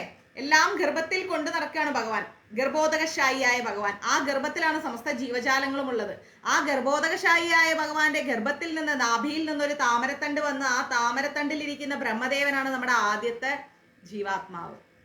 ആ ബ്രഹ്മദേവൻ, അല്ലെ? സൃഷ്ടി നടത്താൻ വേണ്ടി ബ്രഹ്മദേവൻ വന്നിരിക്കുകയാണ്. അങ്ങനെ സൃഷ്ടി നടത്തുന്ന എല്ലാ സൃഷ്ടികളെയും ആരാ നിലനിർത്തുന്നത്? കാരണജലത്തിൽ ഇരിക്കുകയാണ് ഭഗവാൻ. ഭഗവാൻ ഇങ്ങനെ പള്ളികൊള്ളുകയാണ്. കാരണജലത്തിൽ കടന്നുകൊണ്ട് ഭഗവാൻ സൃഷ്ടി നടത്താനുള്ള ഓർഡർ കൊടുത്തിരിക്കുകയാണ്. ആ ഓർഡർ കൊടുത്ത് സൃഷ്ടി നടത്തിക്കൊണ്ടിരിക്കുന്ന ആ ഭഗവാൻ ക്ഷീരോദകശായിയായ, ക്ഷീരം എന്ന് പറഞ്ഞാൽ പാല്, പാൽക്കടലിൽ പള്ളികൊള്ളുന്ന നമ്മുടെ അനന്തപത്മനാഭസ്വാമി ഭഗവാൻ എന്ത് ചെയ്യുന്നു? സ്ഥിതി നടത്തുകയാണ്, എല്ലാവരെയും നിലനിർത്തുകയാണ്. അതാണ് ഗർഭോദകശായിയായ ഭഗവാൻ, കാരണോദകശായിയായ ഭഗവാൻ, ക്ഷീരോദകശായിയായ ഭഗവാൻ. മനസ്സിലായി? അത് പിന്നീട് ഞാൻ വേറെ ക്ലാസ്സിൽ എടുത്തരാം. ഓർമ്മയുണ്ട് അല്ലേ? അപ്പൊ അങ്ങനെയുള്ള ഭഗവാനെ നമ്മൾ എന്ത് വിളിക്കുന്നു? കേശവൻ എന്ന് വിളിക്കുന്നു. അതാണ് അർത്ഥം. മനസ്സിലായോ? അപ്പോ യോഗോ യോഗവിധാംനേത പ്രധാന പുരുഷേശ്വര നാരസിംഹബു ശ്രീമാൻ കേശവ പുരുഷോത്തമ. ഓക്കെ, ഇനി അടുത്തത് സർവശർവ. സർവശർവഹ ശിവസ്ഥാണൂർ. സാറില്ലേ മാതാജി? വീണ്ടും ഞാൻ എടുത്തരും. വേദിക് കോസ്മോളജി ക്ലാസ് എടുക്കുമ്പോൾ എടുത്തരും. സർവശർവ ശിവസ്ഥാണൂർ ഭൂതാധിർ ഭൂതാധിർ നിധിരവ്യയ. ഭൂതാധിർ നിധിരവ്യയ. സംഭവോ സംഭവോ ഭാവനോ ഭർത്ത പ്രഭവഃ പ്രഭൂരീശ്വര. ഓക്കെ, സർവശർവ ശിവസ്ഥാണൂർഭൂതാധിർ നിധിരവ്യയ. ഭൂതാധിർ നിധിരവ്യയ. സംഭവോ ഭാവനോ ഭർത്ത പ്രഭവ പ്രഭൂരീശ്വര. അതിന്റെ അർത്ഥം എന്ന് പറഞ്ഞു കഴിഞ്ഞാല് സർവപദാർത്ഥങ്ങളുടെയും ഉദ്ഭവസ്ഥിതി നാശങ്ങൾക്ക് സ്ഥാനമായിട്ടുള്ളവൻ. എല്ലാം ഉണ്ടാവുന്നതും ഭഗവാനിൽ നിന്നാണ്, എല്ലാം ഭഗവാനിലേക്കാണ് ലയിച്ചു ചേരുന്നതും. സർവപദാർത്ഥങ്ങളും സർവ ജീവജാലങ്ങളും എല്ലാം തുടക്കമിടുന്നത് ഭഗവാനിൽ നിന്ന്, സർവവും സംഹരിക്കപ്പെടുന്നതും ഭഗവാനിലേക്കാണ്. അതാണ് സർവ. ശർവ, അടുത്തത് ശർവ, സകലത്തിനെയും നശിപ്പിക്കുന്നവൻ. പ്രളയകാലം, 4 യുഗങ്ങൾ കഴിഞ്ഞാൽ പിന്നെ ഒരു പ്രളയം വന്ന ആ പ്രളയജലത്തിൽ എല്ലാം മുങ്ങിപ്പോവും. ഈ ഭൂമി അടക്കം മുങ്ങിപ്പോയിട്ട് എല്ലാം ഭഗവാനിലേക്ക് പോവും. അപ്പൊ എല്ലാം ഭഗവാനിലേക്ക് തന്നെയാണ് ലയിച്ചു ചേരുന്നത്. അതാണ് സകലത്തിനെയും നശിപ്പിക്കുന്നവൻ. ആരാ? ഭഗവാൻ. ശിവഹ. അടുത്താണ് ഗുണത്രയ വിമുക്തനായിരിക്കുന്നവൻ. ഗുണത്രയ വിഭാഗത്തിന്റെ ഒരു ക്ലാസ് തന്നെ ഞാൻ എടുത്തിട്ടുണ്ടായിരുന്നു, ഓർമ്മയുണ്ടോന്ന് അറിയില്ല, ഇപ്പോഴും യൂട്യൂബിൽ കിടക്കുന്നുണ്ട്. ഗുണത്രയ വിമുക്തനായിരിക്കുന്നവൻ, ഗുണതവും ഇല്ല ദോഷവും ഇല്ല, അതിൽ നിന്നൊക്കെ പുറത്താണ് ഭഗവാൻ, എല്ലാത്തിനെയും അതിജീവിച്ചിരിക്കുകയാണ് ഭഗവാൻ. സ്ഥാണു, അതായത് സ്ഥിരമായിരിക്കുന്നവൻ. ഭഗവാൻ മാത്രമാണ് സ്ഥിരതയുള്ളത്. ഏത് മനുഷ്യന്റെ സ്വഭാവം ഏത് സമയത്തും മാറും, പക്ഷെ ഭഗവാൻ ഒരിക്കലും ചേഞ്ച് ആവില്ല. അതാണ് സ്ഥാണു, സ്ഥിരനായിരിക്കുന്നവൻ. ഭൂതാധി എന്ന് വെച്ചാൽ സർവഭൂതങ്ങളുടെയും ആദി കാരണമായിരിക്കുന്നവൻ. എല്ലാ ഭൂതങ്ങൾക്കും കാരണം ആരാണ്? ഭഗവാനാണ്. സർവ്വതിനും കാരണമായിരിക്കുന്ന ആ ഭഗവാൻ.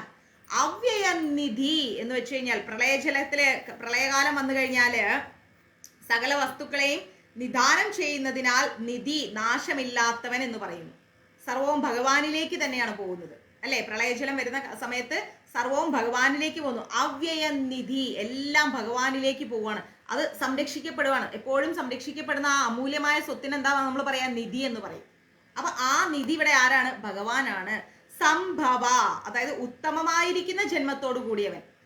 ഭഗവാന്റെ ജന്മം ഉത്തമമായിരിക്കുന്ന ജന്മമാണ്. ഭഗവാൻ തുടക്കവും ഇല്ല ഒടുക്കവും ഇല്ല. അതുകൊണ്ട് അത്യുത്തമമായിരിക്കുന്ന ആ ഭഗവാൻ. ഭാവന എന്ന് വെച്ച് കഴിഞ്ഞാൽ ഫലങ്ങളെയും നൽകുന്നവൻ. എല്ലാ ഫലങ്ങളെയും ദാനമായി ഭഗവാൻ നമുക്ക് നൽകും. ഭഗവാനോട് നമ്മൾ കാശ് കൊടുത്തിട്ടാണോ സുഖവും സന്തോഷവും വാങ്ങുന്നത്? ഒരിക്കലും ഇല്ല. ഭഗവാൻ ദാനമായി നൽകുകയാണ് നമുക്കെല്ലാം. ഈ ജീവിതം തന്നെ അദ്ദേഹം നൽകിയ ദാനമാണ്, അല്ലെ? ഈ കാഴ്ച, ഈ സംസാരം, ഈ കേൾവി, ഈ ചിന്ത, ഈ വീട്, ഈ എല്ലാം എന്തോ ആവട്ടെ, എല്ലാം ദാനമായി നൽകണം. കൃഷ്ണ ഗുരുവായൂരപ്പ എന്റെ ദുരിതം എന്ന് മാറുന്ന ഒരിക്കലും ചോദിക്കരുത്. ആ ദുരിതം എന്ന് പറയാനുള്ള വാക്കിനുള്ള അറിവ് പോലും തന്നിരിക്കുന്ന ഭഗവാനാണ്. ആ ചോദിക്കാനുള്ള നാവ് തന്നിരിക്കുന്ന ഭഗവാനാണ്. അപ്പൊ ഭഗവാൻ തരാത്തതായിട്ട് ഒന്നുമില്ല. നമ്മളെ യൂട്ടിലൈസ് ചെയ്യുന്നതിനുള്ള രീതിയാണ് നമ്മളുടെ ജീവിതം മുന്നോട്ട് കൊണ്ടുപോകുന്നത്. സകലതും, ഈ ജീവിതം തന്നെ ഭഗവാന്റെ ദാനമാണ്. അതിനെപ്പോഴും നന്ദി പറഞ്ഞുകൊണ്ടിരിക്കുക അദ്ദേഹത്തോട്. എപ്പോഴും നന്ദിയോടുകൂടി ഇരിക്കുക. മനസ്സിലായില്ലേ? ഭർത്ത എന്ന് പറഞ്ഞാൽ ഭരിക്കുന്നവൻ. ഈ പ്രപഞ്ചത്തെ ഭരിക്കുന്നത് ആരാ? ഭഗവാനാണ്. അതാണ് ഭർത്ത എന്ന് പറയുന്നത്. സർവ ശർവ ശിവസ്ഥാണൂർ ഭൂതാതിർ നിധിരവ്യയ സംഭവോ ഭാവനോ ഭർത്ത. ഈ ലോകത്തെ ഭരിക്കുന്ന ഭഗവാനെയാണ് നമ്മൾ ഭർത്ത എന്ന് പറയുന്നത്. പ്രഭവ, ഭർത്ത കഴിഞ്ഞാൽ പ്രഭവ പ്രഭൂരീശ്വര. പ്രഭവ എന്ന് പറഞ്ഞാൽ എന്താണ്? സർവഭൂതങ്ങളുടെയും ഉത്ഭവസ്ഥാനം, പ്രഭവസ്ഥാനം. അതാണ് പ്രഭവ എന്ന് പറയുന്നത്. ആ പ്രഭവത്തെ, അതും പ്രഭാവം തുടങ്ങുന്ന എവിടുന്നാണ്? സ്റ്റാർട്ടിങ് എവിടുന്നാണ്? ഭഗവാനിൽ നിന്ന്. അപ്പൊ ഉത്ഭവസ്ഥാനമായിരിക്കുന്നത് ഭഗവാനിൽ നിന്നാണ്. പ്രഭു, അതായത് പ്രഭവ പ്രഭു, എല്ലാ ക്രിയകളിലും അതിയായ സാമർഥ്യമുള്ളവൻ. നമ്മൾ പറയും മനുഷ്യന്മാരെ കാണിച്ചിട്ട് ഭയങ്കര സാമർഥ്യം എന്ന് പറയും. അതിനേക്കാൾ സാമർഥ്യമാണ് ഭഗവാൻ. ഭഗവാന്റെ ഓരോ ലീലകൾ ഭാഗവതത്തിന്റെ ദശമസ്കന്ധം എടുത്ത് വായിച്ചാൽ അറിയാൻ പറ്റും. അദ്ദേഹം നല്ല സാമർഥ്യത്തോടെയാണ് ഓരോ കാര്യവും ചെയ്തിരിക്കുന്നത്. ഭയങ്കര സാമർഥ്യത്തോടെ, ഭയങ്കര ടാലന്റ് ആയിട്ടാണ് ഭഗവാൻ ചെയ്തിരിക്കുന്നത്. ആ ഭഗവാൻ അറിയാം നമ്മൾക്ക് തരേണ്ട കാര്യങ്ങൾ. നമ്മൾ എത്ര ജന്മം പ്രാർത്ഥിച്ചാലും അത് കിട്ടേണ്ട സമയമാകുമ്പോഴേ അത് കിട്ടും. എത്ര തലകുത്തി നിന്നിട്ടും കാര്യമില്ല. നമ്മൾ എന്താഗ്രഹിക്കുന്നോ അത് നമ്മൾക്ക് കൃത്യമായ സമയത്തെ ഭഗവാൻ നൽകും. അല്ലാത്ത ഒരു സമയത്തും ഭഗവാൻ അത് നമുക്ക് നൽകില്ല. നമുക്കൊരു അനുഗ്രഹം ഭഗവാൻ തരുന്നുണ്ടെങ്കിൽ ആ അനുഗ്രഹം നിലനിർത്താൻ ഭഗവാൻ അറിയാം. അത് നിലനിർത്തപ്പെടും എന്ന് ഉറപ്പുള്ള സമയത്തെ ഭഗവാൻ നമുക്ക് തരും. അതിനുവേണ്ടി നമ്മൾ ഒരു അട്ടഹാസവും ചെയ്തിട്ട് കാര്യമില്ല. അതുകൊണ്ട് തന്നെ നമ്മൾ ഒന്നും പ്രാർത്ഥിക്കേണ്ട. അദ്ദേഹത്തിന് അറിയാം നമുക്ക് ഏത് സമയത്ത് എന്ത് വേണം എന്നുള്ളത്. ഓക്കെ, ഇനിയോ സംഭവോ ഭാവനോ ഭർത്ത പ്രഭവ പ്രഭൂരീശ്വര. ഈശ്വര എന്ന് പറഞ്ഞാൽ എന്താണ്? ഐശ്വര്യത്തോടു കൂടിയവൻ, നിരുപാധികമായിരിക്കുന്ന ഐശ്വര്യത്തോടു കൂടിയവനെ നമ്മൾ ഈശ്വര എന്ന് വിളിക്കും. മനസ്സിലാവുന്നുണ്ടോ? അപ്പോ സർവമായിരിക്കുന്ന എല്ലാ ജീവാത്മാക്കളുടെയും ഉത്ഭവസ്ഥിതിക്ക്, നാശങ്ങൾക്ക് സ്ഥാനം നൽകുന്നത് ആരാ? എല്ലാ ജീവാത്മാക്കളും തുടങ്ങുന്നതും അവസാനിക്കുന്നതും ഭഗവാനിലേക്കാണ്. സകലമായിരിക്കുന്ന എല്ലാ കാര്യങ്ങളെയും പ്രളയകാലത്ത് നശിപ്പിക്കുന്നതും ഭഗവാൻ തന്നെയാണ്. ഗുണത്രയ വിമുക്തനായിരിക്കുന്നവനാണ് ഭഗവാൻ, സ്ഥിരനായിരിക്കുന്നവനാണ് ഭഗവാൻ. എല്ലാ ഭൂതങ്ങളും സ്റ്റാർട്ട് ചെയ്യുന്നത് ഭഗവാനിൽ നിന്നാണ്. എല്ലാ ജീവാത്മാക്കളും തുടങ്ങുന്നത് ഭഗവാനിൽ നിന്നാണ്. എല്ലാ ജീവാത്മാക്കളെയും അവസാനിപ്പിക്കുന്നതും ഭഗവാനിലേക്ക് തന്നെയാണ്. ഉത്തമമായ ജന്മത്തോടു കൂടിയിരിക്കുന്നവനാണ് ഭഗവാൻ. എല്ലാ ഫലങ്ങളെയും നമുക്ക് ദാനം, ആരോഗ്യം മുതൽ എല്ലാം ദാനമായി നൽകുന്നത് ഭഗവാനെയാണ്. ആ ഭഗവാൻ തന്നെയാണ് ഈ പ്രപഞ്ചത്തെ ഭരിക്കുന്നത്. ഈ പ്രപഞ്ചത്തിന്റെ ഈ ജീവാത്മാക്കളുടെ എല്ലാം സ്റ്റാർട്ടിങ് തുടക്കം ഭഗവാനിൽ നിന്നാണ്. എല്ലാ കാര്യങ്ങൾ ഭഗവാൻ ചെയ്യുമ്പോഴും വളരെ തീക്ഷ്ണതയോടുകൂടി സാമർത്ഥ്യത്തോടുകൂടി ചെയ്യുന്നതും ഭഗവാനാണ്. അങ്ങനെ നിരുപാധികമായിരിക്കുന്ന ഒരിക്കലും നശിക്കാത്ത ഐശ്വര്യത്തോടു കൂടിയിരിക്കുന്ന ആ ഭഗവാനെ ഞാൻ ഈശ്വര എന്ന് വിളിച്ചു പ്രണമിക്കുന്നു. അതാണ് ആ ഒരു ലൈൻ്റെ അർത്ഥം. മനസ്സിലായോ? സർവശവ ശിവസ്ഥാണോർ ഭൂതാതിർനിരവ്യയ സംഭവോ ഭാവനോ ഭർത്ത പ്രഭവ പ്രഭൂരീശ്വര. ഓക്കെ, മനസ്സിലായോ? ഇതാണ് ആ വരിയുടെ അർത്ഥം. ഇനി നമ്മൾ ഒരു ലൈനും കൂടി എടുത്ത് നമുക്ക് സ്റ്റോപ്പ് ചെയ്യാം, ബാക്കി നാളെ എടുക്കാം. ഓക്കെ. സ്വയംഭൂ ശംഭുരാരാധ്യ, സ്വയംഭൂ ശംഭുരാരാധ്യ പുഷ്കരാക്ഷോ മഹാസ്വന. സ്വയംഭൂ ശംഭുരാരാധ്യ പുഷ്കരാക്ഷോ മഹാസ്വന അനാദിനിധനോ ദാധ വിധാധ ധാതുരുത്തമ. വായിക്കാൻ കിട്ടിയോ? സ്വയംഭൂ ശംഭുരാരാധ്യ പുഷ്കരാക്ഷോ മഹാസ്വന അനാദിനിധനോ ദാധ വിധാധ ധാതുരുത്തമ. ക്ലിയർ? സ്വയംഭൂ എന്ന് പറഞ്ഞാൽ എന്താണ്? സ്വയം ഉണ്ടായിരിക്കുന്നത്, തന്നെത്താൻ ഉണ്ടായിരിക്കുന്നത്. ഭഗവാന് അങ്ങനെ ഒരു സ്റ്റാർട്ടിംഗ് ഇല്ല. ഭഗവാൻ എങ്ങനെ ഉണ്ടായത് നമുക്കറിയില്ല. സ്വയംഭൂ ആണ് ഭഗവാൻ. ഓക്കെ. ശംഭു അതായത് ഭക്തന്മാർക്ക് സുഖം നൽകുന്നവനെയാണ് ശംഭു എന്ന് വിളിക്കുന്നത്. ആദിത്യ അതായത് ആദിത്യ മണ്ഡലത്തിൽ സ്ഥിതി ചെയ്യുന്നവൻ അഥവാ ഭൂമിയുടെ പതി. ഇനി അതിഥി എന്ന് പറഞ്ഞു കഴിഞ്ഞാൽ അതിഥിയുടെ പതിയാണ് ഭഗവാൻ. ഈ ഭൂമിയുടെ ഭർത്താവാണ് ഭഗവാൻ. ദേവിയുടെ പതിയാണ് ഭഗവാൻ. 12 ആദിത്യന്മാരിൽ വിഷ്ണു എന്ന് പറയുന്ന ആദിത്യൻ, അതുകൊണ്ടാണ് ഭഗവാനെ ആദിത്യ എന്ന് വിളിക്കുന്നത്. ആദിത്യ മണ്ഡലത്തിൽ സ്ഥിതി ചെയ്യുന്ന 12 ആദിത്യന്മാരിൽ വിഷ്ണു എന്ന് പറയുന്ന ആ ആദിത്യൻ അതിഥിയുടെ ഭൂമിയുടെ ഭർത്താവാണ്. അതുകൊണ്ടാണ് ഭഗവാനെ സ്വയംഭുവായിരിക്കുന്ന തന്നെത്താൻ വന്നിരിക്കുന്നതാണ് ഭഗവാൻ. ഭഗവാന്റെ സ്റ്റാർട്ടിങ് നമുക്ക് ആർക്കും അറിയില്ല അല്ലെ? സ്വയംഭൂ തന്നെത്താൻ ഉണ്ടായിരിക്കുന്ന.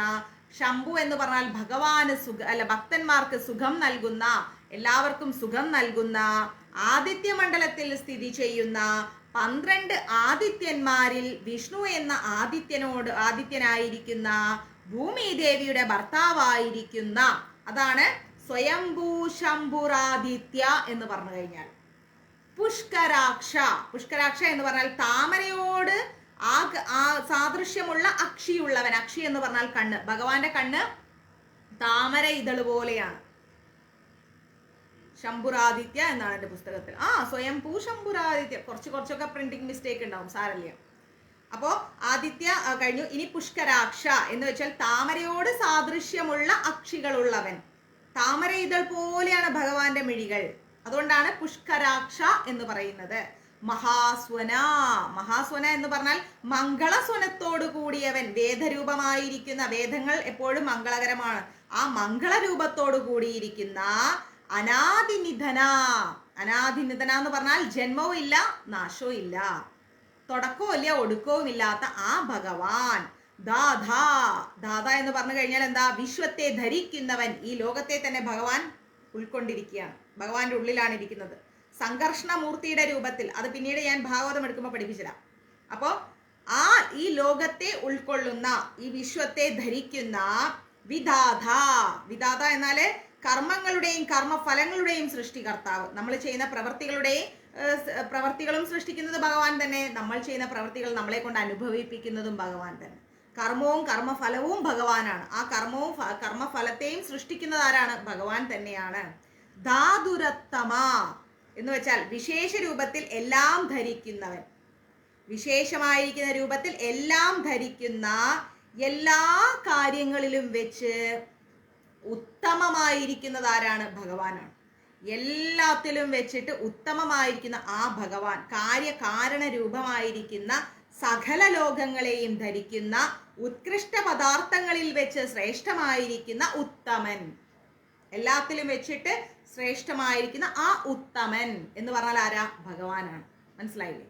അപ്പോൾ സ്വയംഭുവായിരിക്കുന്ന, തനിയെ ജന്മമെടുത്തിരിക്കുന്ന അല്ലെങ്കിൽ തന്നെത്താൻ ഉണ്ടായിരിക്കുന്ന ശംഭു, ഭക്തന്മാർക്ക് സുഖം നൽകുന്ന, ആദിത്യമണ്ഡലത്തിൽ സ്ഥിതി ചെയ്തുകൊണ്ട് 12 ആദിത്യന്മാരിൽ വിഷ്ണു എന്ന ആദിത്യനായിരുന്നു കൊണ്ട് അതിഥിയെ, അതായത് ഈ ഭൂമിയുടെ ഭർത്താവായിരിക്കുന്ന പുഷ്കരാക്ഷ, താമര ഇതളിനെ പോലെ മിഴികളുള്ള, കണ്ണുകളുള്ള, മഹാസ്വന, മംഗളരൂപത്തോടു കൂടിയിരിക്കുന്ന, അനാദിനിധന എന്ന് വെച്ചാൽ ജന്മോ ഇല്ല, മരണോ ഇല്ലാത്ത, ദാധ ഈ ലോകത്തെ ധരിക്കുന്നവനായിരിക്കുന്ന, വിധാധ കർമ്മങ്ങളുടെയും കർമ്മഫലങ്ങളുടെയും സൃഷ്ടികർത്താവായിരിക്കുന്ന, ധാതുരുത്തമ എല്ലാത്തിലും വെച്ച് ശ്രേഷ്ഠനായിരിക്കുന്ന ആ ഉത്തമനായിരിക്കുന്ന ഭഗവാനെ ഞാൻ നമസ്കരിക്കുന്നു.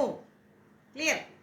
സ്വയംഭൂ ശംഭുരാദിത്യ പുഷ്കരാക്ഷോ മഹാസ്വനഃ അനാദിനിധനോധാത വിധാധാതുരുത്തമ.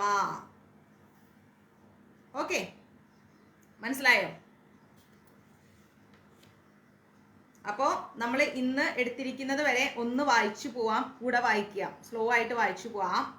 ഓം നമോ ഭഗവതേ വാസുദേവായ.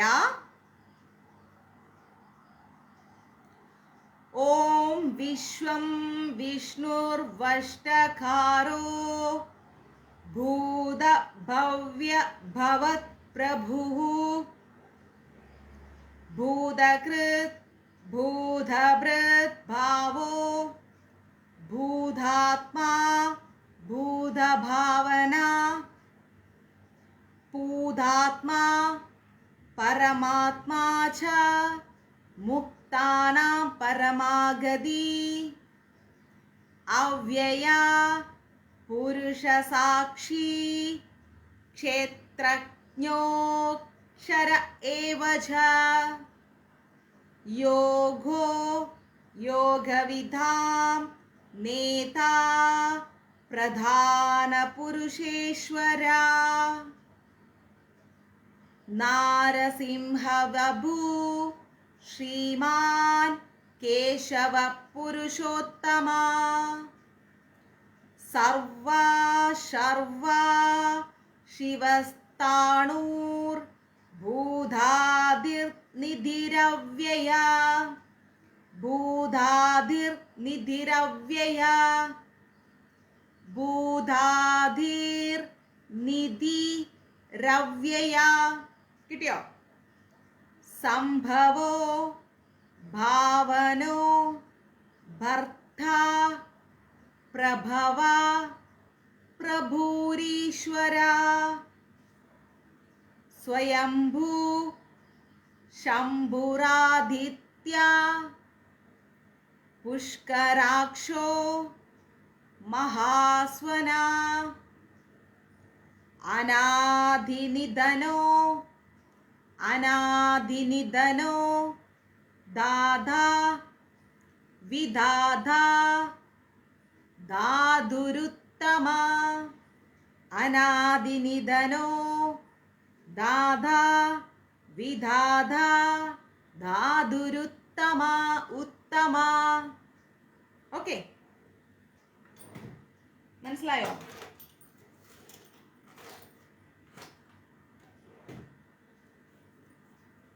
ഇനി നമുക്ക് നാളെ അടുത്ത ക്ലാസ്. എളുപ്പമല്ലേ വായിക്കാൻ? വിഷ്ണു സഹസ്രനാമം ഭയങ്കര ഈസി അല്ലേ?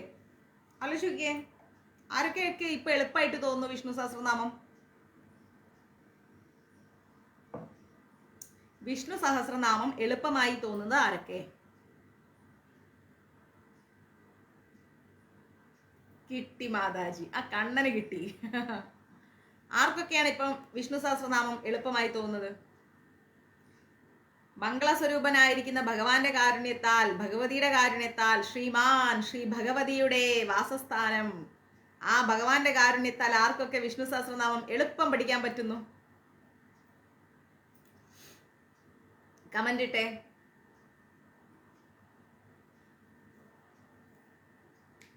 ഇട്ട് വെച്ചാൽ മതി, നെറ്റ്വർക്കിന്റെ ഇഷ്യൂ ആണെന്ന് തോന്നുന്നു. കുഴപ്പമില്ല, ഞാൻ വായിച്ചോളാം. ഓക്കെ, എല്ലാവരുടെ കമന്റ്സിന് മറുപടി തരാൻ പറ്റുന്നില്ല, എന്നാലും കുഴപ്പമില്ല, എല്ലാം ഞാൻ കാണുന്നുണ്ട്. ഓക്കെ, എനിക്ക് തോന്നുന്നു ആർക്കാ? പ്രീത നെൽസൺ മാതാജി, സരസ്വതി അമ്മ, സരസ്വതി പി എ ആണോ സരസ്വതി പി എ എന്നാണോ അറിയില്ല. എന്തായാലും അമ്മയ്ക്ക് എളുപ്പമായി തോന്നുന്നുണ്ട്. ഇനി ഈസി അല്ലേ വിഷ്ണു സഹസ്രനാമം? ഇതുപോലെ എല്ലാ സഹസ്രനാമങ്ങളും പഠിപ്പിച്ചു തരും, എല്ലാം. ഇനി ഇത് കഴിയുമ്പോൾ നാരായണീയം ക്ലാസ് ഉണ്ട് കേട്ടോ. കുഴപ്പമില്ലാന്നോ അബിത മാതാജി? ദീപ മാതാജി പറഞ്ഞ എളുപ്പമാണ്, അംബിക മാതാജിക്ക് എളുപ്പമാണ്, ബിന്ദു മാതാജിക്ക് മനസ്സിലായി, മാതാജി വിജയലത മാതാജിക്ക് യെസ്. സെൽവൻ പ്രഭു പറയുന്നു നന്നായി മനസ്സിലാവുന്നു മോളെ, നന്നായി പറഞ്ഞു തരുന്നു അമ്മ, ഹരേ കൃഷ്ണ. രാജലക്ഷ്മി മാതാജിക്ക് എളുപ്പമായി വരുന്നു.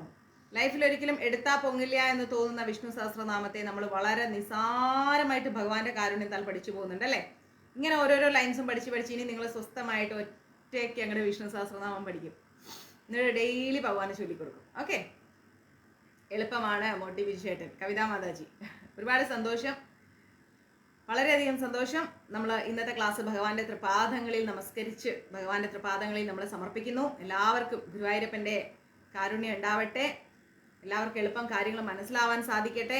ഭഗവാന്റെ കാരുണ്യം, ആ ഭഗവതിയുടെ അനുഗ്രഹം എന്നും കൂടെ ഉണ്ടാവട്ടെ. നമുക്ക് ഒരുമിച്ച് ഗുരുവായൂർ മഞ്ജരീസിന്റെ ക്ലാസ്സിലൂടെ വിഷ്ണു സഹസ്രനാമം പഠിച്ച് മുന്നേറാം. ഭഗവാന്റെ തൃപാദങ്ങളിൽ എന്നും നമസ്കരിച്ചുകൊണ്ട് ആ ഭഗവാന് വേണ്ടിയിട്ട് മാത്രം മുന്നോട്ട് പോകാം. ഓക്കെ, ഹരേ കൃഷ്ണ. സർവം കൃഷ്ണാർപ്പണമസ്തു. പ്രഭാത് കി ജയ്, ഗുരു മഹാരാജ് കി ജയ്, രാധാ പവന പരേഷൻ കി ജയ്. ഓം ശ്രീ മാത്രേ നമഃ. ഹര ഹര മഹാദേവ്.